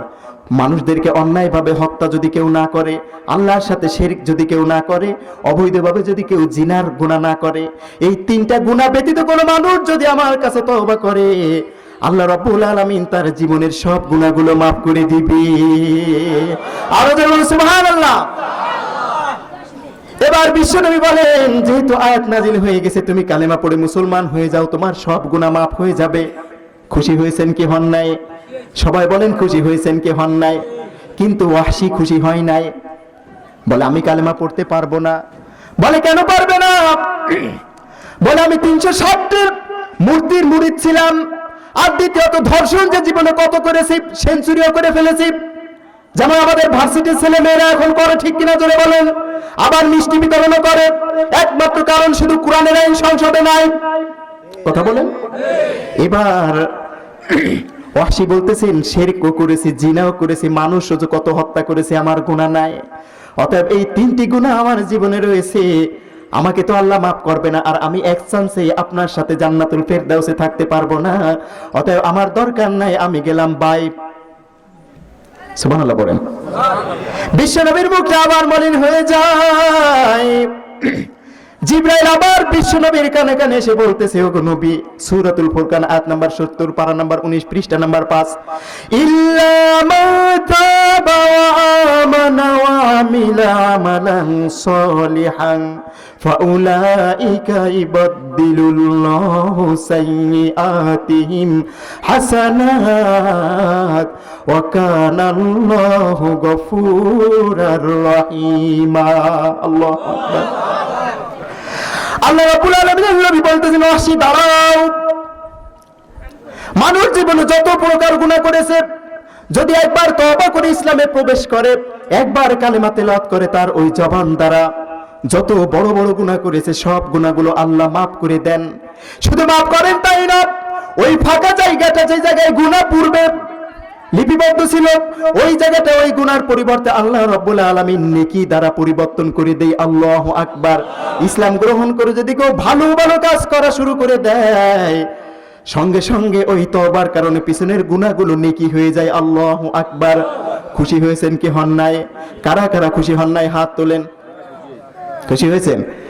ওয়াহশী খুশি হয় নাই, কারণ পিছনের গুনাহ মাফ করে নেকি দিয়ে পরিবর্তন করে দিবে, তারপরে যে ভালো ভালো কাজ করবে তাকে আল্লাহ মাফ করবেন। তা আমি ইসলাম গ্রহণ করে যদি ভালো ভালো কাজ না করতে পারি, সুবহানাল্লাহ পড়েন, আমি যদি ভালো ভালো কাজ না করতে পারি, আমি তো এই গ্যারান্টি দিতে পারবো না যে আমি ভালো কাজ করতে পারবো কি পারবো না। সুতরাং আমি কালেমা গ্রহণ করতে পারবো না। আপনি থাকেন ভাই। আল্লাহর নবী ডাক দিয়ে কয়, একটু দাঁড়াও। জিবরাইল আলাইহিস সালাম বিশ্ব নবীর কানে কানে আবার বলতেছেন, ইন্নাল্লাহা লা ইয়াগফিরু আন ইউশরাকা বিহি ওয়া ইয়াগফিরু মা দুনা যালিকা লিমান ইয়াশা। সূরা নিসার 48 এবং 116 নম্বর আয়াত, একই আয়াত। আল্লাহ রাব্বুল আলামিন বলতেছেন, কোন মানুষ যদি অবৈধভাবে লা ইয়াগফিরু, তাকে ক্ষমা করবে না শিরকের গুনাহ ব্যতীত, তবুও যদি কেউ ইসলাম গ্রহণ করে ইসলামে পদার্পণ করে, ওই ব্যক্তিকে যদি তওবা করে শিরকের গুনাহ করেও আবার তওবা করে, কিয়ামতের ময়দানে ওর জীবনের ভালো ভালো কাজের ওসিলায় আল্লাহ যদি ইচ্ছা করেন তাকে জান্নাতুল ফেরদাউস দিয়ে দিবে। ওয়াহশী, তুমি কালেমা পড়ে মুসলমান হয়ে যাও। বলে আমি মুসলমান হতে পারবো না। আপনারা খুশি হন নাই, কিন্তু ওয়াহশী এখনো খুশি হয় নাই। সাহাবারা কিভাবে বিশ্বনবী থেকে জান্নাত হাসিল করে নিয়েছেন, এমনিতেই তারা দুনিয়া থেকে জান্নাতের সার্টিফিকেট পান নাই। ওয়াহশী বলতেছেন, কিয়ামতের কঠিন ময়দান, তখন আল্লাহ যাকে ইচ্ছা তাকে জান্নাত দান করবেন ক্ষমা করে, কিন্তু যাকে ইচ্ছা, যদি আমি ওয়াহশীর ক্ষেত্রে আল্লাহ ইচ্ছা না করে, আমি ওয়াহশীর ক্ষেত্রে যদি আল্লাহ না চান, তাহলে তো ওই আবু জাহেল রহমাতুল্লাহি আলাইহি, কি রহমাতুল্লাহি আলাইহি, লানাতুল্লাহি আলাইহিম আজমাইন, ওই আবু জাহেলের সাথে তো ওই জাহান্নামে যাওয়া লাগবে। আমি এই কালেমা গ্রহণ করতে পারবো না, কারণ আপনি নিজ জবানে আমাকে বলতে হবে যে প্রথম কাতারে আপনার সাথে জান্নাতে থাকবো। আমার একটা কথা, আমার বাবাজিরা, যুবক ভাইয়েরা, এই যে বড় বড় গুনার কথা আমাদের জীবনীতে কিন্তু নাই। সুতরাং ওয়াহশী যদি তওবা করে জান্নাতের প্রথম সিরিয়ালের মেহমান হয়ে যায়, আমরা কি যদি তওবা করে ইসলামে ঢুকে যাই, আমরা কি প্রথম কাতারে থাকতে পারি কি পারি না? আরো জোরে বলুন, পারি কি পারি না? ওয়াহশী বলে, আমি কালেমা পড়তে পারবো না, কারণ আল্লাহ যদি আমার ক্ষেত্রে না চান, আমার তো জাহান্নামে যাওয়া লাগবে। বিষ্ণবীর মুখটা মলিন হয়ে যায়। ওয়াহশী বলে, গেলাম বাই, গো। সাথে সাথে জিবরাইল আলাইহিস সালাম ডাক দিয়ে বলেন, ওগো নবী, আবার আয়াত নাজিল হয়ে গেছে। যে আয়াতটার ব্যাখ্যায় আমি করতে চেয়েছি, এই সেই জুমারের 53 নম্বর আয়াত, উলিয়া ইবাদিয়াল্লাযিনা আসরাফু আলা আনফুসিহিম লা তাকনাতু মির রাহমাতিল্লাহ। তোমরা গুনাহ করতে করতে নফসের বিরুদ্ধে যত পাহাড় পরিমাণ করে ফেলেছো, যদি একবার তওবা করো আল্লাহ ক্ষমা করে দিবে। লা তাকনাতু মির রাহমাতিল্লাহ, আল্লাহর রহমত থেকে নিরাশ হয়ো না। ইন্নাহু হুয়াল গফুরুর রহিম, নিশ্চয়ই তিনি ক্ষমাশীল এবং দয়াবান। আল্লাহু আকবার। ওয়াহশী বলে দিলেন, ওগো আল্লাহর নবী, আল্লাহ যে রহমান, এটা আমার বোঝার আর কোনো বাকি নাই। আমি রাজি হয়ে গেলাম, আমাকে পড়িয়ে দিন লা ইলাহা ইল্লাল্লাহ মুহাম্মাদুর রাসূলুল্লাহ। আল্লাহর নবীর এই কথা শুনে ৮০ মুসলমান হয়ে যায়। এইটাই হচ্ছে সূরা শানে নুজুল। আমি দ্বিতীয় যে আয়াতটি পড়েছি, আল্লাহ বলেছেন কুলিয়া ইবাদি, আমার বান্দারা। যখন আল্লাহ বেশি ভালোবাসা বেশি মহব্বত দেখান সেখানে আমার শব্দটা ব্যবহার করে, আর যেখানে বেশি রাগান্বিত অবস্থা প্রকাশ করেন সেখানেও আমার শব্দটি ব্যবহার করে। সুতরাং আল্লাহ রাব্বুল আলামিন এই আয়াত অনুসারে আমাদের সবাইকে আমল করার তৌফিক নাত করুন, বলুন আমিন। তাহলে ইবাদি আর ইবাদি ব্যবহার করা হয়েছে সূরা বাকারা 186 নম্বর আয়াতে। যে রমজান সম্পর্কে আলোচনা করতে বলেছেন সেখানে এখন থেকেই শুরু হবে। আপনারা চলে যাচ্ছেন কেন? এই দুটো একটা লোক উঠতেছে, এই যুবক মানুষ একটু প্রসাব ধরে রাখতে পারে না। এখানে কত মেয়ের বাবারা রয়েছে, ওরে মাইয়ে দেবে কেউ? এই বসেন, এই পাশে যাচ্ছে কিরা? আচ্ছা আচ্ছা আচ্ছা, প্রসাব করে চলে আসেন, চলে আসেন। আমি দ্বিতীয় রমজান নিয়ে আলোচনা করতে বলা হয়েছে। আল্লাহ তাআলা আমাদেরকে সবাইকে এটা বুঝার তৌফিক ইনাত করুন। এখানেও আবার ইবাদি শব্দটা ব্যবহার করা হয়েছে। ওয়া ইযা সাআলাকা ইবাদি আন্নী ফাইন্নী করিব উজিবু দাওয়াতাদ দাঈ ইযা দাআন ফালইস্তাজিবু লি ওয়া লিউমিনু বি লাআল্লাহুম ইয়ারশুদুন। ও নবী, যখন আমার বান্দারা আপনাকে আমার সম্পর্কে জিজ্ঞাসা করে, তখন আমি তো তার অতি নিকটেই। আহ্বানকারী যখন আমাকে আহ্বান করে, ডাকে, তার ডাকে সাড়া দেওয়ার জন্য, যাতে সেই ঈমান গ্রহণ করতে পারে এবং হেদায়েত পেতে পারে। এ হচ্ছে সরল অনুবাদ। তা এর পূর্বে আমাদের জানা আবশ্যক, এই রমজানের যে আয়াতগুলো, প্রথমত রহমতের 10 দিন, দ্বিতীয়ত মাগফিরাতের 10 দিন, তৃতীয়ত 10 দিন কি নাজাত। তাহলে এই রমজান মাসকে অন্য কোন মাস এরকম 3 ভাগে ভাগ করা আছে? এই মাসটা কেন 3 ভাগে ভাগ করা? এই ভাগটা করেছেন কে? আল্লাহ। শিখিয়েছেন কে? বিশ্বনবী মুহাম্মদ রাসূলুল্লাহ। তাহলে অন্য কোন মাস 3 ভাগে ভাগ নেই, তাহলে এই মাসটা 3 ভাগে ভাগ কেন? এটা আগে বোঝা লাগবে। তারপর আমি আয়াতে যাচ্ছি, দুয়ার আয়াতে। এই দুয়ার আয়াতে অনেক মজা আছে যদি একটু বোঝেন। মানুষ হয় সব সময় 3 শ্রেণী, 3 প্রকারের। কয় প্রকারের বলুন তো? এক শ্রেণী হচ্ছে যাদের জীবনে কোনো গুনাহ নাই, শুধু নেকের কাজে ভরা, তারাই মুকাররবিন। তারা কি? মুকাররবিন। তা যার জীবনে গুনাহ নাই, তাকওয়া ভীরু ব্যক্তি যারা, এই হচ্ছে এক। 2 নাম্বারটা হচ্ছে যাদের জীবনে গুনাহও আছে নেকিও আছে, যেমন আমরা। বুঝা গেছে তো? নবীদের জীবনে গুনাহ নাই, ভুল ত্রুটি ছিল কিন্তু গুনাহ নাই, বুঝতে হবে, আকীদা সাফ করেন। আমাদের জীবনে গুনাহও আছে নেকিও আছে, অর্থাৎ আমরা হচ্ছে দ্বিতীয় শ্রেণী। আবার এক শ্রেণী আছে যাদের কোনো নেকি নাই, শুধু গুনাহ। তাহলে শ্রেণী কয়টা হলো? এক শ্রেণী শুধু গুনাহ, এক শ্রেণী শুধু নেকি, আর এক শ্রেণীর গুনাহও আছে নেকিও আছে, সেটা হচ্ছে আমরা। এবার আসুন, যার জীবনে কোনো গুনাহ নাই তার জন্য কি ক্ষমার প্রয়োজন আছে আল্লাহর? কিসের দরকার আছে? রহমত। কি তার প্রতি শুধু রহমত নাজিল হয়। বিশ্বনবী বলেন যে জিবরাইল আলাইহিস সালাম বর্ণনা করতেছে, যদি কোনো মানুষ, যখন বৃষ্টি হয় সমস্ত পৃথিবীতে, যদি একই মুহূর্তে বৃষ্টি শুরু হয়, ওই সমস্ত বৃষ্টির ফোঁটাও আমি গুনতে পারি, গণনা করতে পারি, আমার চোখের দৃষ্টি। কিন্তু কোনো যুবক বয়সে যখন ওযু করে আল্লাহু আকবার বলে নামাজে সিজদায় রত হয়, ওই ব্যক্তির প্রতি আল্লাহ যে কত রহমত বরকত নাজিল করেন, এটা আমি জিবরাইল আলাইহিস সালাম অর্ধেকও গুণে শেষ করতে পারি না। তা এই হচ্ছে বিশ্বনবী এটা শিখাচ্ছেন যে এই যাদের জীবনে গুনাহ নাই তার জন্য শুধু দরকার কি? রহমত। কি দরকার? রহমত। তার জন্য ক্ষমার কোনো প্রয়োজন নাই। এবার দ্বিতীয় 10 দিন কি? মাগফিরাতের 10 দিন, মানে ক্ষমার 10 দিন। তাই সেই 10 দিনের ভিতরে কিন্তু আমরা আছি, আমাদের নেকের কাজও আছে, গুনার কাজও আছে। তাহলে সেই শ্রেণীর ভিতরে আছে আমরা। মাগফিরাতের 10 দিন, কারণ আমাদের ওই গুনাহগুলো ক্ষমা হওয়ার দরকার আছে না? সবাই বলেন। আচ্ছা, এরপরে শেষের 10 দিন কি? নাজাতের 10 দিন। তার মানে যাদের জীবনে কোনো ভালো কাজ নাই, নেকের কাজ নাই, তাদের জন্য অবধারিত জাহান্নাম। ঠিক কিনা বলেন? তাহলে তাদের জন্য জাহান্নামের থেকে নাজাতের প্রয়োজন আছে না নাই? ওই শেষের 10 দিন হচ্ছে ওই শ্রেণীর জন্য। তাহলে রমজানকে 3 শ্রেণীতে বিভক্ত করা হয়েছে কেন? বুঝে আসছে তো? এবার আসুন, এইটা বুঝতে গেলে আরো একটা গল্প আপনার বোঝা লাগবে। আমি আয়াতে যাচ্ছি, আয়াতে গেলেই আশা করি আপনাদের ভালো লাগবে। যখন গল্পটা হচ্ছে, কোনো একজন নেতা অথবা সমাজ সেবক, মনে করুন বছরে ঢাকা থেকে একবার এলাকায় আসে, জাকাত দেওয়া শুরু করে, চাল হোক, কাপড় চোপড় হোক, যাই কিছু হোক। তা ধরুন 1 ট্রাক চাল এই গ্রামের সমস্ত গরিব দুঃখীদেরকে দান করবে। এখন সকালে তার পার্সোনাল অ্যাসিস্ট্যান্টকে বলতেছে, তুমি 1 কেজি করে সবাইকে দেওয়া শুরু করো। এখন জোহরের নামাজ পড়তে যখন যাবে, তখন দেখে সে ট্রাকের অর্ধেক চালও শেষ হয়নি। এবার নামাজ পড়ে এসে বলতেছে, আরো একটু বেশি বেশি করে দাও। কারণ ওইটা তো গরিবদের জন্য কেনা হয়েছে, ওইটা তো নিজে খাবে না, ঠিক কিনা বলেন? এবার যখন আসরের নামাজ পড়তে যাবে তখন দেখে যে অর্ধেক এখনো শেষ হয়নি, মানুষ নিচ্ছে। আসরের নামাজ পড়ে এসে এবার বলতেছে লোকজন দামা যা কিছু নিয়ে আসে, বস্তা মস্তা যা আছে সবকিছু ভরে ভরে দিয়ে যাও, মাগরিবের আগে তাড়াতাড়ি এটা শেষ করো। বিষয়টা এরকম না? কারণ ওই চাল রেখে দিলে তো নিজেও খাইতে পারবে না। এবার আসুন, প্রথম 10 দিন আল্লাহ শুধু রহমত নাজিল করতে থাকে, আর জিবরাইল আলাইহিস সালামকে ডাক দিয়ে বলেন, আমি তাদেরকে ডাকতেছি, আয় আয় আমার কাছে ফিরে আয়, ওয়া ইদা সাআলাকা ইবাদি, আমাকে ডাক, আমি তো ডাকে সাড়া দেব। এইভাবে যারা গুনার কাজ কোনোদিন করে নাই তাদেরকে শুধু রহমত নাজিল করতেছে।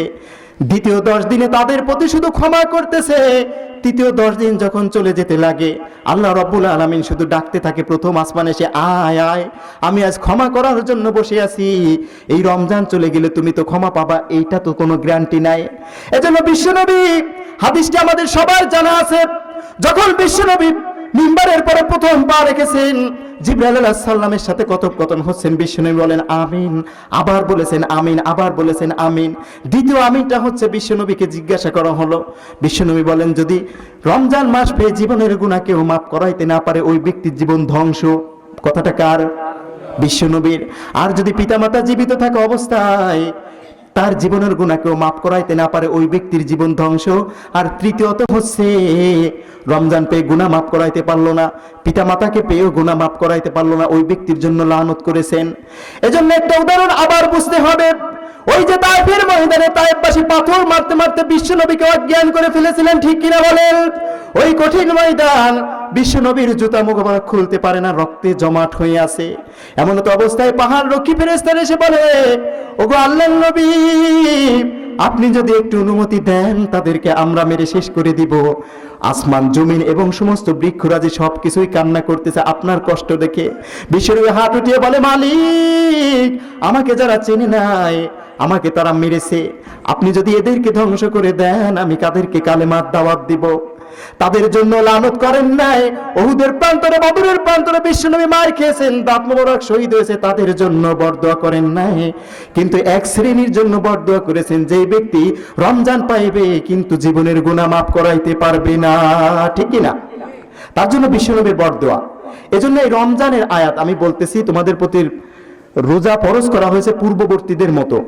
এখানে আয়াতে আসেন দোয়ার আয়াত, আল্লাহ তাআলা ডাকতেছেন কিভাবে প্রথম থেকে। আমি প্রথমেই বলেছি আল্লাহ চান কিভাবে হাতে হ্যান্ডকাপ দিয়ে আপনাকে জান্নাতে নিয়ে যাইবে, আর আমরা চাই অন্য মানুষদেরকে আপন করতে, সেই আল্লাহকে ভুলে গিয়ে, ঠিক কিনা বলেন? আল্লাহ রাব্বুল আলামিন, সবাই একটু জিকির করি, লা ইলাহা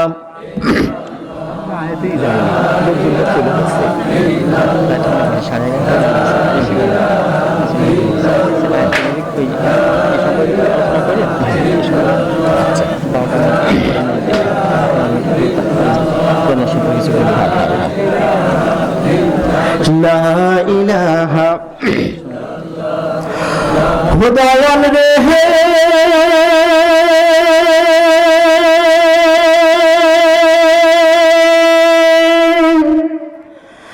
মাটির দেহ খাবে ঘুনে, ভাবলি না তুই আপন মনে, আপন স্বজন কেউ তো পাশে হবে না।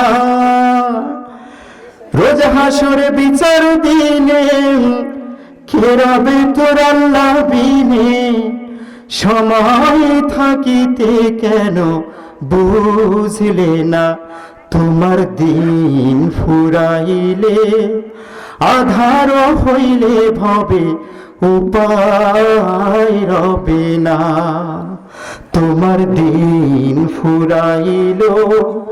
আল্লাহ আল্লাহ বহল মানব জীবন তোর গেল ফুরাইয়া রে, ও মাওলা রে,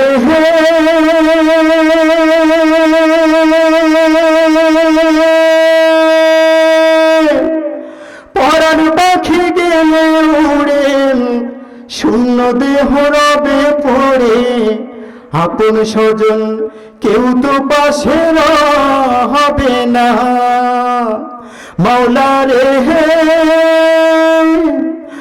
প্রাণ পাখি গেলে উড়ে, শূন্য দেহ রবে পড়ে, আপন স্বজন কেউ তো পাশে হবে না। 3.5 হাত মাটির ঘর আর যায় আছে সবই পর, 3.5 হাত মাটির ঘর আর যায় আছে সবই পর। সময় থাকিতে কেন বুঝলে না, তোমার দিন ফুরাইলে আধার হইলে ভবে উপায় রবে না।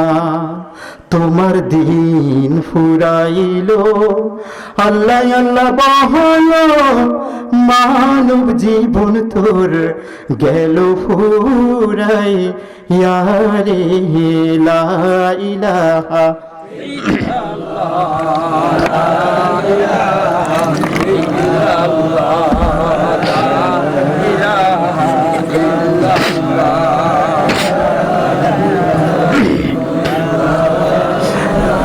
লা ইলাহা ইল্লাল্লাহু মুহাম্মাদুর রাসূলুল্লাহ সাল্লাল্লাহু আলাইহি ওয়াসাল্লাম। সর্বোচ্চ 20, 25 বা 30 মিনিটের ভিতরে শেষ করে দেবো। এতটুকু সময় থাকা যাবে না? যাবে? কারা থাকবো এই মাহফিল শেষ পর্যন্ত? একটু হাত তোলেন তো, হাত তোলেন। আলহামদুলিল্লাহ, অনেক রাত হয়েছে, হাত নামান। আল্লাহ তাআলা আমাদের আয়াত থেকে বুঝে তৌফিক ইনায়াত করুক, আমল করাক, বলুন আমিন। এই ইযা সাআলাকা ইবাদি, ইযা অনুবাদ করা হয় যখন। আল্লাহ তাআলা বলতেছেন যখন আমার বান্দারা তোমার কাছে জিজ্ঞাসা করে আমার সম্পর্কে। এখানে বলা উচিত ছিল আমাদের গ্রন্থ হিসাবে যে কোনো বান্দা যদি আমার কথা জিজ্ঞাসা করে। এই যখন আর যদি এর একটা পার্থক্য আছে। ইন মানে যদি, ইদা মানে যখন। তা আল্লাহ তাআলা সবাই তো জিজ্ঞাসা করবে না, তাহলে বলা উচিত ছিল যদি কেউ জিজ্ঞাসা করে, কিন্তু আল্লাহ বলতেছেন যখন কেউ জিজ্ঞাসা করে। তাহলে যখন আর যদির পার্থক্যটা কি? কোন মায়ের সন্তান হয়তো আর্মিতে গেছে, সে যুদ্ধেও গেছে, এই আলোচনাটা ইউটিউবে আছে, যুদ্ধেও গেছে, এমন একটা অবস্থায় ওর মা কি বলবে? যখন আমার সন্তান আসবে আমি খুশি হব। যদি বলে যে যদি আমার সন্তান আসে আমি খুশি হব, যদি বলার অর্থ হচ্ছে সন্তান আসতেও পারে নাও আসতে পারে, কিন্তু যদি বলে যে যখন আমার ছেলে আসবে, তার মানে তার ছেলে আসবেই, এই বিশ্বাস আছে, তখন বলে যখন। আল্লাহ তাআলা এখানে বলতেছেন যখন আমার বান্দারা জিজ্ঞাসা করে, তার মানে আপনাকে 60 বছর হায়াত দিয়ে আল্লাহ তাআলা সবসময় অপেক্ষা করতেছেন যে কখন আপনি একটু আল্লাহকে জিজ্ঞাসা করেন। ফুলসিরাত এমন একটি পোল, চুলের চাইতে চিকন, হীরার চাইতে ধার, নিচ দিয়ে জাহান্নামের আগুন দাও দাও করে উঠলে উঠতেছে। মাইয়ের দিকে ভয় পেয়ে যাবে আর বলবে এই ফুলসিরাত তো আমি পার হতে পারবো না। একটু কল্পনা করেন, এমন অবস্থায় জাহান্নামের গর্তের ভিতরে কেটে পড়ে যেতে হবে, আর ফেরেশতারা পিছন দিয়ে লোহা দিয়ে হাতুড়ি দিয়ে আঘাত করতেছে। এই দিন যদি আমাদের সামনে আসে আর আল্লাহর নবী যদি আমাদের সামনে না থাকে, অবস্থাটা কি হবে বলেন? মাইয়ের দিকে ভয় পেয়ে যাবে আর বলবে এটা তো আমি পার হতে পারবো না। আল্লাহর নবী আব্বাস রাদিয়াল্লাহু আনহুকে বলতেছেন, ও চাচা, ওই ফুলসিরাতের গোড়ে যদি কোরআনের আমল কারো সঠিকভাবে মজবুত না হয়, ওইখানে পার করার জন্য আমি নবী থেকে যাব, আল্লাহর কাছে সুপারিশ করে করে আমি পার করিয়ে দিব। আর যদি এই কোরআন সাথে থাকে, এক মুহূর্তে বিদ্যুতের গতিতে ওই ফুলসিরাত পার হয়ে যাবে। আল্লাহু আকবার। পার হয়ে কোথায় যাবে? জান্নাতুল ফেরদাউসে। আল্লাহু আকবার। কোরআন যদি সাথে থাকে, জান্নাতুল ফেরদাউস কেউ ঠকাইতে পারবে না, ঠিক কিনা বলেন? আল্লাহ এই জন্যই বলেছেন যদি তুমি ঈমানদার হতে পারো আর যদি গুনার কাজগুলো তুমি ক্ষমা করাইতে পারো, ওই জান্নাতুল ফেরদাউস তোমার জন্য আমি লিখিত করে দেব। আমি শানে নজুলে বলেছিলাম, ওয়াসির মতো কাফের যুবককে যদি প্রথম সিরিয়ালে বিশ্বনবীর সাথে জান্নাতুল ফেরদাউস পায়, আমরা কি পাবো না? জোরে বলুন। আমরা তওবা করে ঈমান গ্রহণ করলে পাবো কি পাবো না? কোন জান্নাত আল্লাহ দিতে চান? এজন্য আমরা নামাজের ভিতরে সূরা ফাতিহার ভিতরে পড়ি ইহদিনাস সিরাতাল মুস্তাকিম। পূর্বের কয় আয়াতে আল্লাহর যখন প্রশংসা করা হয়, আল্লাহ বলেন হামিদানি আব্দি, আমার বান্দা সত্য কথা বলেছে। লাস্টে জিজ্ঞাসা করে তুমি কে? ইয়াকা নাবুদু ওয়া ইয়াকা নাস্তাইন, হে মালিক আমরা তোমার ইবাদত করি, তোমার কাছে সাহায্য চাই। এখন যদি আমার কাছে সাহায্য চাও বান্দা, তাহলে আমার কাছে কি চাও? আমার কাছে দোয়া করো, এখন তুমি যা চাইবে তাই পাবে। বান্দা কি বলে? তার ইচ্ছা মতো নাকি বলে ইহদিনাস সিরাতাল মুস্তাকিম?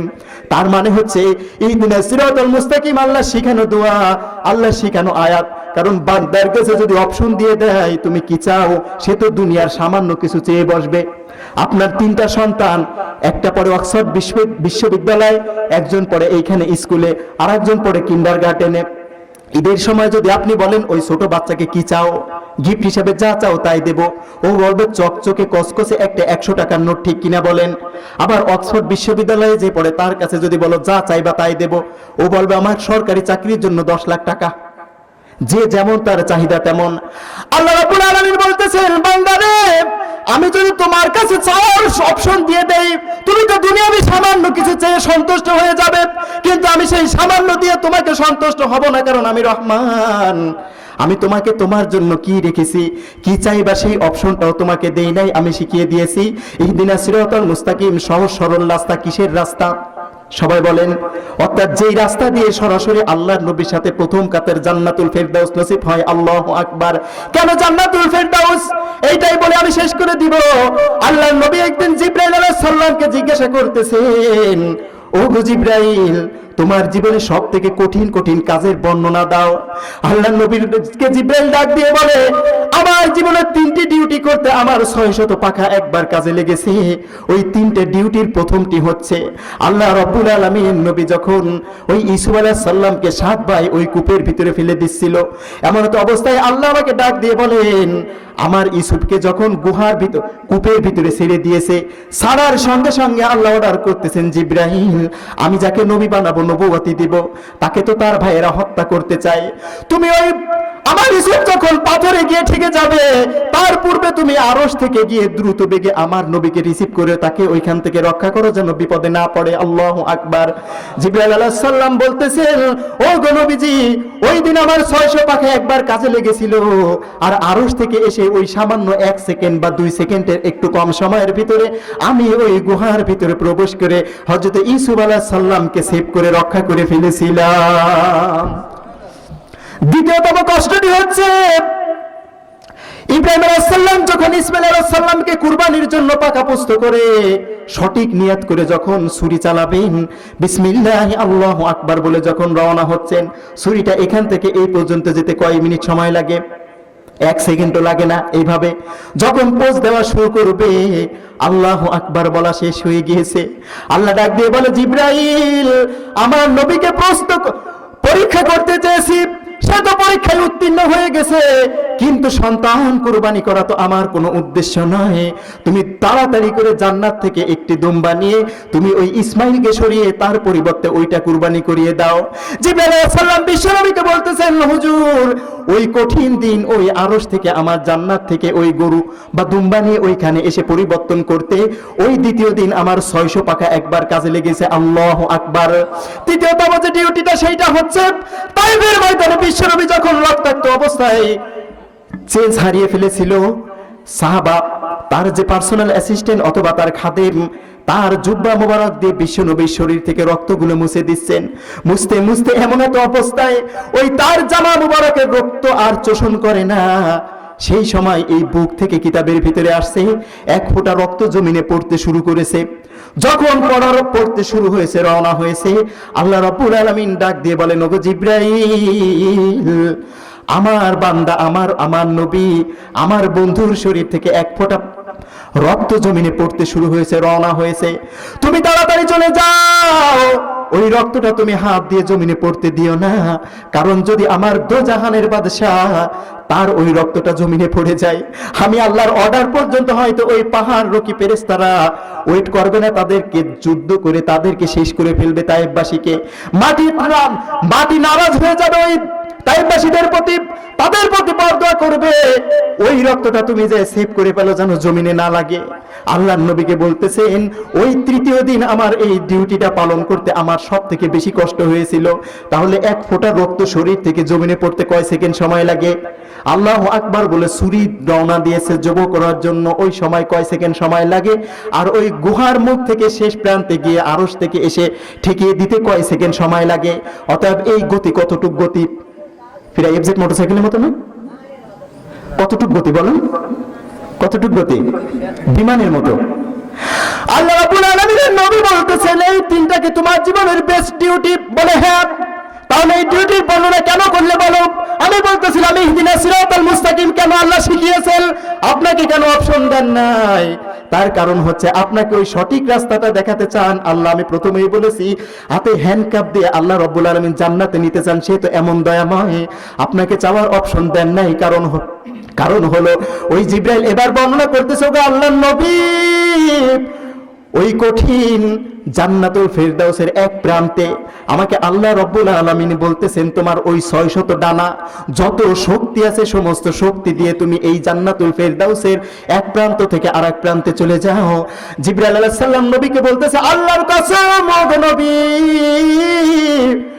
আমি ওই বিশ্ব নবী, আমি ওই জান্নাতুল ফেরদাউসের এক প্রান্ত থেকে আমার 600 পাকা খাটিয়ে সমস্ত শক্তি দিয়ে অতিক্রম করার চেষ্টা করতেছি।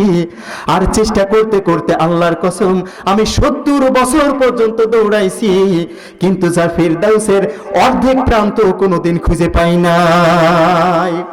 তাহলে ওই হচ্ছে জিবরাইল আলাইহিস সালামের গতি, আর এই গতি দিয়ে ছুটেছে কিন্তু ফেরদাউসের অর্ধেক পথ অতিক্রম করতে পারেন নাই। আল্লাহ এজন্যই বলতেছেন, ইহদিনাস সিরাতাল মুস্তাকিম, সহজ সরল পথ চাও যে এই পথ দিয়ে তুমি জান্নাতুল ফেরদাউসে যেতে পারো। আল্লাহ হাসরের মাঠ কায়েম করবেন। আল্লাহর কোরআন বলে, ওঠো ওঠো বন্ধু, তোমাকে আমি জান্নাতে দেওয়ার কারণে এসেছি। এজন্য মনটারে বুঝাইতে হবে, মন, ওই কবরে যদি তোমার দুর্বল ঈমান আর দুর্বল তকতা, দুর্বল আমল নিয়ে তুমি কবরে যাও, ওই কবরে যাওয়ার সঙ্গে সঙ্গে ধরা পড়ে যেতে হবে। এজন্য এমন তওবা যদি জীবনে একবার ওয়াহশীর মতো করতে পারি, আমরা ওয়াহশীর মতো আল্লাহর ওলি হিসাবে বিশ্ব নবীর সাথে প্রথম কাতারে আমরা জান্নাতে যাব কি যাব না বলুন? এজন্য মনকে বোঝাতে হবে, মন, এমন একটা সময় আসতেছে, হয়তো আমি মারা গেছি, রাতের বেলায় ঘুমিয়ে ঘুমিয়ে আপনি মশারির ভিতরে একা এক রুমের ভিতরে চলে যান তওবা করার জন্য। কোন এক রমজানের এক রাতে ঘুমিয়ে শুয়ে শুয়ে মশারির ভিতরে অন্ধকারে আপনি একটু কল্পনা করেন, হয়তো আজরাইল আলাইহিস সালাম এসে, আমি দুর্বল ইমানদার, আমার রূহ কবজ করে নিয়ে গেছে, আমি এখন লাশ, আমি শুয়ে আছি। এখন কিছু কিছু ভাই বন্ধু আমার চাচারা বাবারা গেছে বাঁশ কাটতে আমার কবরের চালি দেওয়ার জন্য। শুধু তাই নয়, আরো কিছু মানুষ বড়ই পাতা দিয়ে আমার মৃত্যুর লাশ গোসল করানোর জন্য তারা পানি গরম করতেছে। মনটাকে বুঝান, শয়তান কিন্তু বলবে, বেটা এটা তো তোর খাটের উপরে মশারির ভিতরে, এইটা তো কবর না। মনকে বুঝান, কিন্তু এইরকম দিন তো একদিন হবে, ঠিক কিনা বলেন? পৃথিবীর সব কিছু অস্বীকার করা যায়, কিন্তু মৃত্যুকে কিন্তু অস্বীকার করা যায় না। এবার মনকে বলো, রে বল, কেউ বাঁশ কাটতেছে, কেউ পানি গরম করতেছে, কেউ মসজিদের ইমাম সাহেবকে আনতে গেছে, এই মুহূর্তে আমাকে গোসল করাচ্ছে, আমাকে কাফন দিয়ে আমার মুখের উপর কাপড়টা মুছড়ে আবার ভাঁজ করে দিয়েছে। এবার আমাকে জানাজার ময়দানে নিয়ে যাওয়া হয়েছে। আমার মা বাবা আত্মীয় স্বজন সবাই হাউমাউ করে কাঁপতেছে আমার লাশের পাশে। চারজনে আমার খাটলা নিয়ে আপনি কল্পনা করতেছেন, কিন্তু শয়তান বলবে মিথ্যা কথা।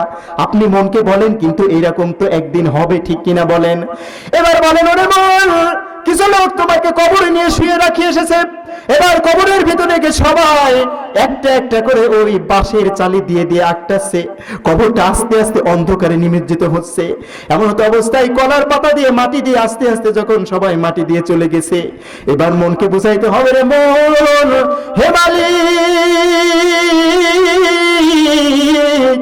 এই যে আমি মশারির ভিতরে বসে কল্পনা করতেছি, মরার আগে আমি মরতে চাচ্ছি এবং মৃত্যুকে কল্পনা করতেছি, হে মালিক, যদি এটা আজ আমার সঠিক সত্যি কবর হয়ে যেত, এই মশারি আর এই খাটলা, এই চতুর্দিকটা যদি মাটি দিয়ে অন্ধকার একটা কবর হতো, অবশ্যই আমি কোনোদিন মাপ পাইতাম না। এই কবরে আজ পৃথিবীর কোনো কারো কিয়ামতে চলবে না। রে আল্লাহ,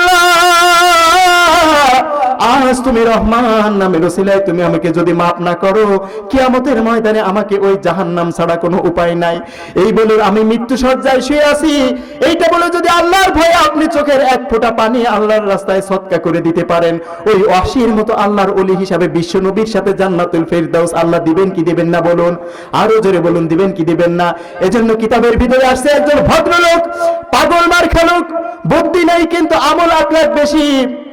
আল্লাহ রাব্বুল আলামিন বর্ণনা করতেছেন, কিতাবের ভিতরে আসছে, ওই ব্যক্তি সন্তানদেরকে বলতেছেন, সন্তান, আমার মৃত্যুর পরে নতুন কোন কাফন দিয়ে আমাকে জানাজা পড়াবা না, কবরে রাখবা না। কারণ হচ্ছে, যদি নতুন কাপড় দিয়ে কবরের ভিতরে রাখো, ফেরেশতারা হয়তো মনে করবে এই ব্যক্তি নতুন কবরে আসছে। যদি পুরাতন কাপড় দিয়ে রাখো, মুনকার নেকির হয়তো মনে করবে অনেক পূর্বের লাশ, আমরা ভুল করে ভুল কবরে চলে আসছি। এরকমটা কি হয় কখনো? কিন্তু আল্লাহর ভয় অন্তরে এতটা ওই কবরের আযাবের ভয়ে এই চিন্তা করেছে। আল্লাহ রাব্বুল আলামিন জানিয়ে দিচ্ছেন, বিশ্বনবী বলেন, ওই লোকটা যখন কবরে চলে যায়, আল্লাহ ডাক দিয়ে বলেন, আমার ফেরেশতা, যেই বান্দা আমার ভয়ে নতুন কাপড় পরে কবরে আসে নাই, যেই ব্যক্তি আমার ভয়ে পুরাতন কাপড় পরে আমার আযাবের ভয়ে কবরে আসছে, এত ভয় নিয়ে যেই ব্যক্তি মৃত্যুবরণ করে, ওই ব্যক্তিকে তবুও যদি তার পাপের কিছু কারণে আমি আযাব দেই, আমি রহমান আর গফুর নামের অমর্যাদা করা হয়। বলুন আল্লাহু আকবার। তোমরা সাক্ষী থাকো, ওই কঠিন ময়দানে ওর অন্তরে ওই ভয়ের কারণে আমি আল্লাহ বিনা হিসাবে জান্নাত দিয়ে দিব। এজন্য বিশ্বনবী ডাক দিয়ে বলেন, এই কবর হচ্ছে তোমার প্রথম ঘাঁটি। তোমার আমল যদি সত্য না হয়, মা খাদিজা রাদিয়াল্লাহু আনহাকে বলতেছেন, ও খাদিজা, শুধু কিতাব পড়ো না আর নামাজ পড়ো না, ওই কবরের চিন্তা একটু কইরো। আল্লাহর নবী যেদিন এই আয়াত বর্ণনা করে শুনিয়েছেন, আল্লাহর ক্ষমা যদি তুমি না পাও, তোমার কবরে গেলে তুমি ধরা খেয়ে যাবে। মা খাদিজাতুল কুবরা রাদিয়াল্লাহু আনহা সেই দিন পর্যন্ত, সেই দিনের পর থেকে আর জীবনে কোনোদিন রাতের বেলায় ঘুমাইতে যায় নাই। বিশ্বনবী কালেমার দাওয়াত দিতেন আর দরজায় এসে একবার ডাকা মাত্র বিশ্বনবীর স্ত্রী মা খাদিজা দরজা খুলে দিতেন। হঠাৎ করে এভাবে তাহাজ্জুদ পড়তেন আর কান্না করতেন আর জমিনে পানি পড়তো। এবার বিশ্বনবী ডাক দিয়ে বলেন, ও খাদিজা, তুমি এত কান্না করো কেন? আমি অনেক রাতে বাড়ি ফিরেছি। মা খাদিজা বলে, আমি তো আজ সিজদার থেকে মাথা উঠাবো না। কেন উঠাবো না? বলে, আমি আপনাকে দেখেছি, আপনি আমার নবী, এবং আপনি যে দাওয়াত দিয়েছেন, আমার ধর্ম হচ্ছে ইসলাম। আর যখন বলবে মান রব্বুকা, তোমার রব কে, আমাকে আপনি ইসলাম দেখিয়েছেন, আমি বলবো ইসলাম। আপনি নবী, আপনাকে দেখেছি, আমি বলবো শেষ নবী আপনি, কিন্তু আল্লাহকে তো আমি দেখি নাই। ওই কবরের 3টি প্রশ্ন তো আমি খাদিজা এখনো রেডি করতে পারি নাই। আল্লাহর নবী বলতেছেন, তাহলে তুমি কি চাও? বলে, আমার সমস্ত সম্পদ খরচ করে দিয়েছে আপনার পেছনে, দিনের পিছনে, কিন্তু শুধু আমার একটা আরজি আপনার প্রতি, প্রাণের স্বামী আমার, কোনো কিছুর প্রতি আমার কোনো মায়া নাই, কোনো হিংসা নাই, কোনো বিদ্বেষ নাই, শুধু একটা অনুরোধ, সেইটা হচ্ছে ওই কবরে যেদিন আমি চলে যাব, মুনকার নাকির যখন আমাকে প্রশ্ন করবে, আপনি নবী হিসাবে আমার কবরের কিনারে দাঁড়িয়ে তাদের প্রশ্নের জবাব আপনি বিশ্বনবী দিয়ে দিবেন। আল্লাহু আকবার। লা ইলাহা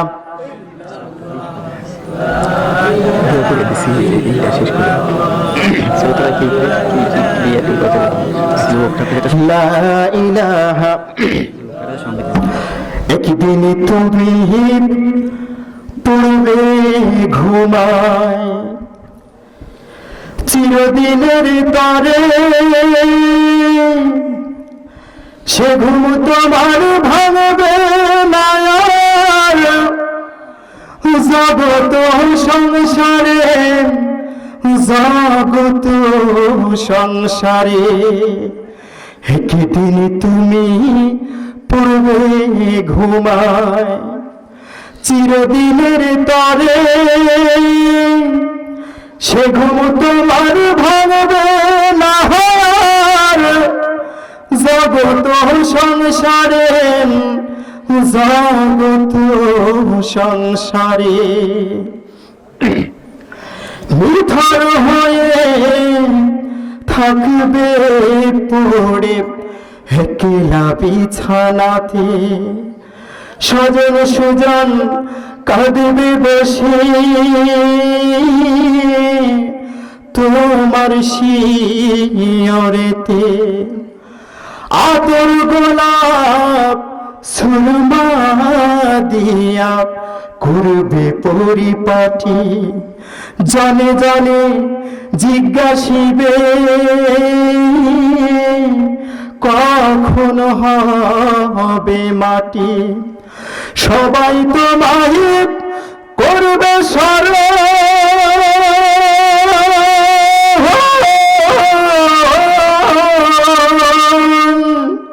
সবাই তোমায় করবে স্মরণ, তুমি থাকবে না রে জগত সংসারে।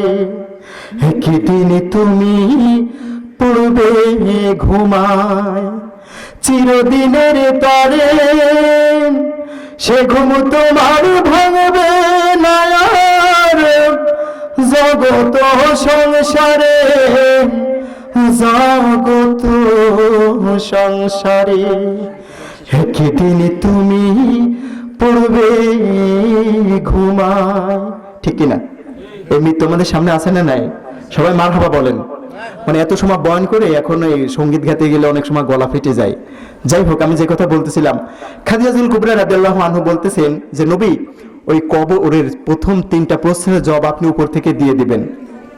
আল্লাহ নবী বলে, আদম থেকে এই আজকের দিন পর্যন্ত এমন কোন রেকর্ড নেই যে ওই কবরের আযাব, যে কবরের প্রশ্ন অন্য একজন কিনারে দাঁড়িয়ে দিতে পারে। পারে কেউ? পারে না। মা খাদিজা রাদিয়াল্লাহু আনহা সিজদায়রত অবস্থায় বলে, নবী, আদম থেকে এই পর্যন্ত কে উত্তর দিয়েছে আর কে দেই নাই, এইটা আমি দেখতে চাই না, যতক্ষণ পর্যন্ত আপনি বলবেন ওই কবরের আযাব 3টি প্রশ্নের উত্তর আপনি উপর থেকে দিয়ে দিবেন। মা খাদিজা রাদিয়াল্লাহু আনহা, আমার মায়েরা বোনেরা যারা পর্দার অন্তরাল হতে শুনতেছেন, খাদিজাতুল কুবরা রাদিয়াল্লাহু আনহা বলে, আমি অত শত বুঝি না, আমি সিজদার থেকে তো মাথা উঠাবো না যতক্ষণ আমার আল্লাহ আরশ থেকে আমার 3টি প্রশ্নের উত্তরের ব্যাপারে ফয়সালা না দিবে। জিবরাইল আলাইহিস সালামকে আল্লাহ ডাক দিয়ে বলেন, ওগো জিবরাইল, আমার বান্দি আমার ভয়ে যে কাজ করতেছে তো সিজদা দিয়ে উঠবে না, যে পাগলামি শুরু করেছে আমি তো সহ্য করতে পারি না, কারণ আমি হচ্ছে রহমান। বিশ্ব নবীকে এসে বলে, ওগো নবী, আপনার প্রিয়তমা স্ত্রীর ওই কবরের 3টি প্রশ্নের জবাব আপনি কিনার থেকে দিয়ে দেবেন, আমার আল্লাহ সেটা মঞ্জুর করে নিয়েছে। খাদিজা রাদিয়াল্লাহু আনহা ইন্তেকাল করেছেন, কবরে যখন রাখা হয়েছে, বিশ্বনবী বলেন, সাহাবীরা তোমরা যাও, আমার একটু পার্সোনাল কথা আছে, মরা মানুষের সাথে একটু পার্সোনাল কথা আছে। আসওয়া মুবারক, লাঠি মুবারক কবরের কিনারে দিয়ে বিশ্বনবী ওখানে দাঁড়িয়ে আছে। প্রিয়তমা খাদিজার কথা যখন মনে পড়ে যায়, কিছু সময় পরে চোখ দিয়ে এক ফোঁটা পানি পড়তে পড়তে ওই কবরের পরে পড়েছে জান্নাতুল বাকির গোরস্থানে। আল্লাহ রাব্বুল আলামিন 1 ঘন্টা হয়ে যায়, 2 ঘন্টা যায়, 3 ঘন্টা যায়, হঠাৎ করে জিবরাইলকে বলে, জিবরাইল, আমার নবী তো ওই কবরে দাঁড়িয়ে আছে তোমাদের মুনকার নেকির প্রশ্নের উত্তর দেওয়ার জন্য, আমার বন্ধুকে জানিয়ে দাও তার ওই চক্ষু মুবারকের যে পানি একবার খাদিজা রাদিয়াল্লাহু আনহার কবরের মাটিতে পড়েছে, ওই জান্নাতুল বাকি ওই কবরস্থানের ওই মা খাদিজার কবরে কিয়ামত পর্যন্ত কোনোদিন মুনকার নেকির ফেরেশতা যাবে না। আল্লাহু আকবার। শুধু এখানে শেষ নয়, ওই জান্নাতুল বাকির কবরের সমস্ত আযাব আমি কিয়ামত পর্যন্ত মাফ করে দিলাম। সুতরাং এখান থেকে যতটুকু যা কিছু বয়ান করলাম মা বোনদেরকে বলছি, এরকম খাদিজা রাদিয়াল্লাহু আনহার সাথে আমাদের মা বোনদেরকে আল্লাহ তাআলা কবুল করে নিক, বলুন আমিন। শুধু এই কারণেই কবুল করবেন, মা আসিয়া রাদিয়াল্লাহু আনহা এত কষ্ট পেয়েও কোনোদিন স্বামীর প্রতি বরদোয়া করেন নাই। এজন্যই যখন উনি শাহাদাত বরণ করে, ফিরআউন যখন তার বিরুদ্ধে বিভিন্ন নানা রকম অত্যাচার, নির্যাতন, নিপীড়ন নিষ্পেষিত করতেছে তাকে, তখন বলে, মালিক রব্বিবনিলি ইনদাকা বাইতান ফিল জান্নাতি, তোমার ঘরের সাথে আমার একটা ঘর বানিয়ে দিও। আল্লাহ তাআলা বলেছেন, ঠিক আছে, আমি এটা কবুল করলাম, তার সামনে ঘরটা দেখাও। এই দোয়া করার সাথে সাথে মা আসিয়া রাদিয়াল্লাহু আনহা এখনো পর্যন্ত খুশি হতে পারেননি, বলতেছে যে না, এতে সন্তুষ্ট না। যে নবীর কারণে কালেমা পড়ে, তোমার যে নবীকে ভালোবেসেছি, আল্লাহ রাব্বুল আলামিন অফার করতেছে যে তুমি যেভাবে স্বামীর খেদমত করেছো বা স্বামীকে বরদোয়া করো নাই, হাসরের ময়দানে তোমার বিয়ে হবে। সুবহানাল্লাহ পড়েন। বিশ্ব নবীর সাথে সমস্ত জান্নাতবাসীরা তোমার বিয়ের বরযাত্রী হবে, আমি আল্লাহ তোমার বিয়ের উকিল হব, আর তোমার দোয়া কবুল, তোমার যে ঘরটা সেটা আমার আরশের একদম সবথেকে কাছে মাকামে মাহমুদ, যেখানে বিশ্বনবী থাকবে, তুমি স্ত্রী হিসেবে সেই ঘরেই বসবাস করবে। তুমি জানালা দিয়ে, দরজা দিয়ে, ছাদের উপর দিয়ে যেখানেই তুমি বেরো না কেন, বেরোনোর সাথে সাথে প্রথম পলকেই তুমি আমি আল্লাহকে দেখতে পাবে। আল্লাহ তাআলা আমাদেরকে ওই কবরের 3টি প্রশ্নের জবাব দুনিয়া থেকে এই রমজান পেয়ে গুনাহ মাফ করে কবরে যাওয়ার তৌফিক ইনাত করে সকল বলেন আমিন। আর মা বোনদেরকে খাদিজা, মা ফাতেমা এদের মতো পবিত্র হিসাবে কবুল করুন, বলুন আমিন। এখন মুনাজাত হবে, মুনাজাত না করে কিন্তু একজনও যাবেন না, বসেন। না দৌলত কি না শাহি কি না মোরো, क्या तलब मुझको ना मोरो, क्या तलब मुझको, तसव्वुर है रही है रहमती सदके मुहम्मद की ला इलाहा। गड़ जात बाला खाना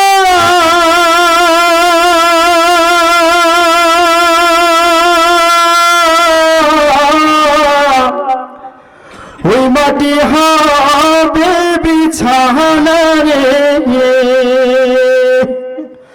গড় যত বালাখানা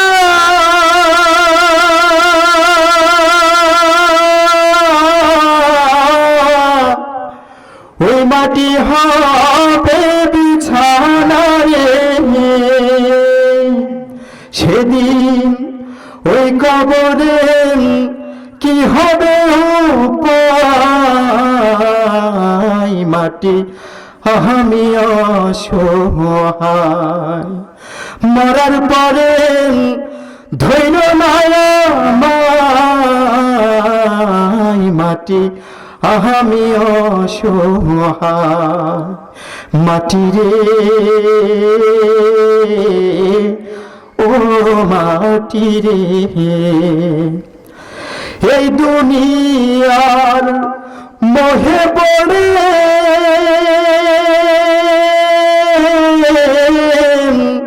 পাপের পাহাড় তুলেছি গড়ে এখন কৃপা যদি করে দয়াময় মাটি আমি অসহায় মরার পরে ধৈর্য মাটি আমি অসহায়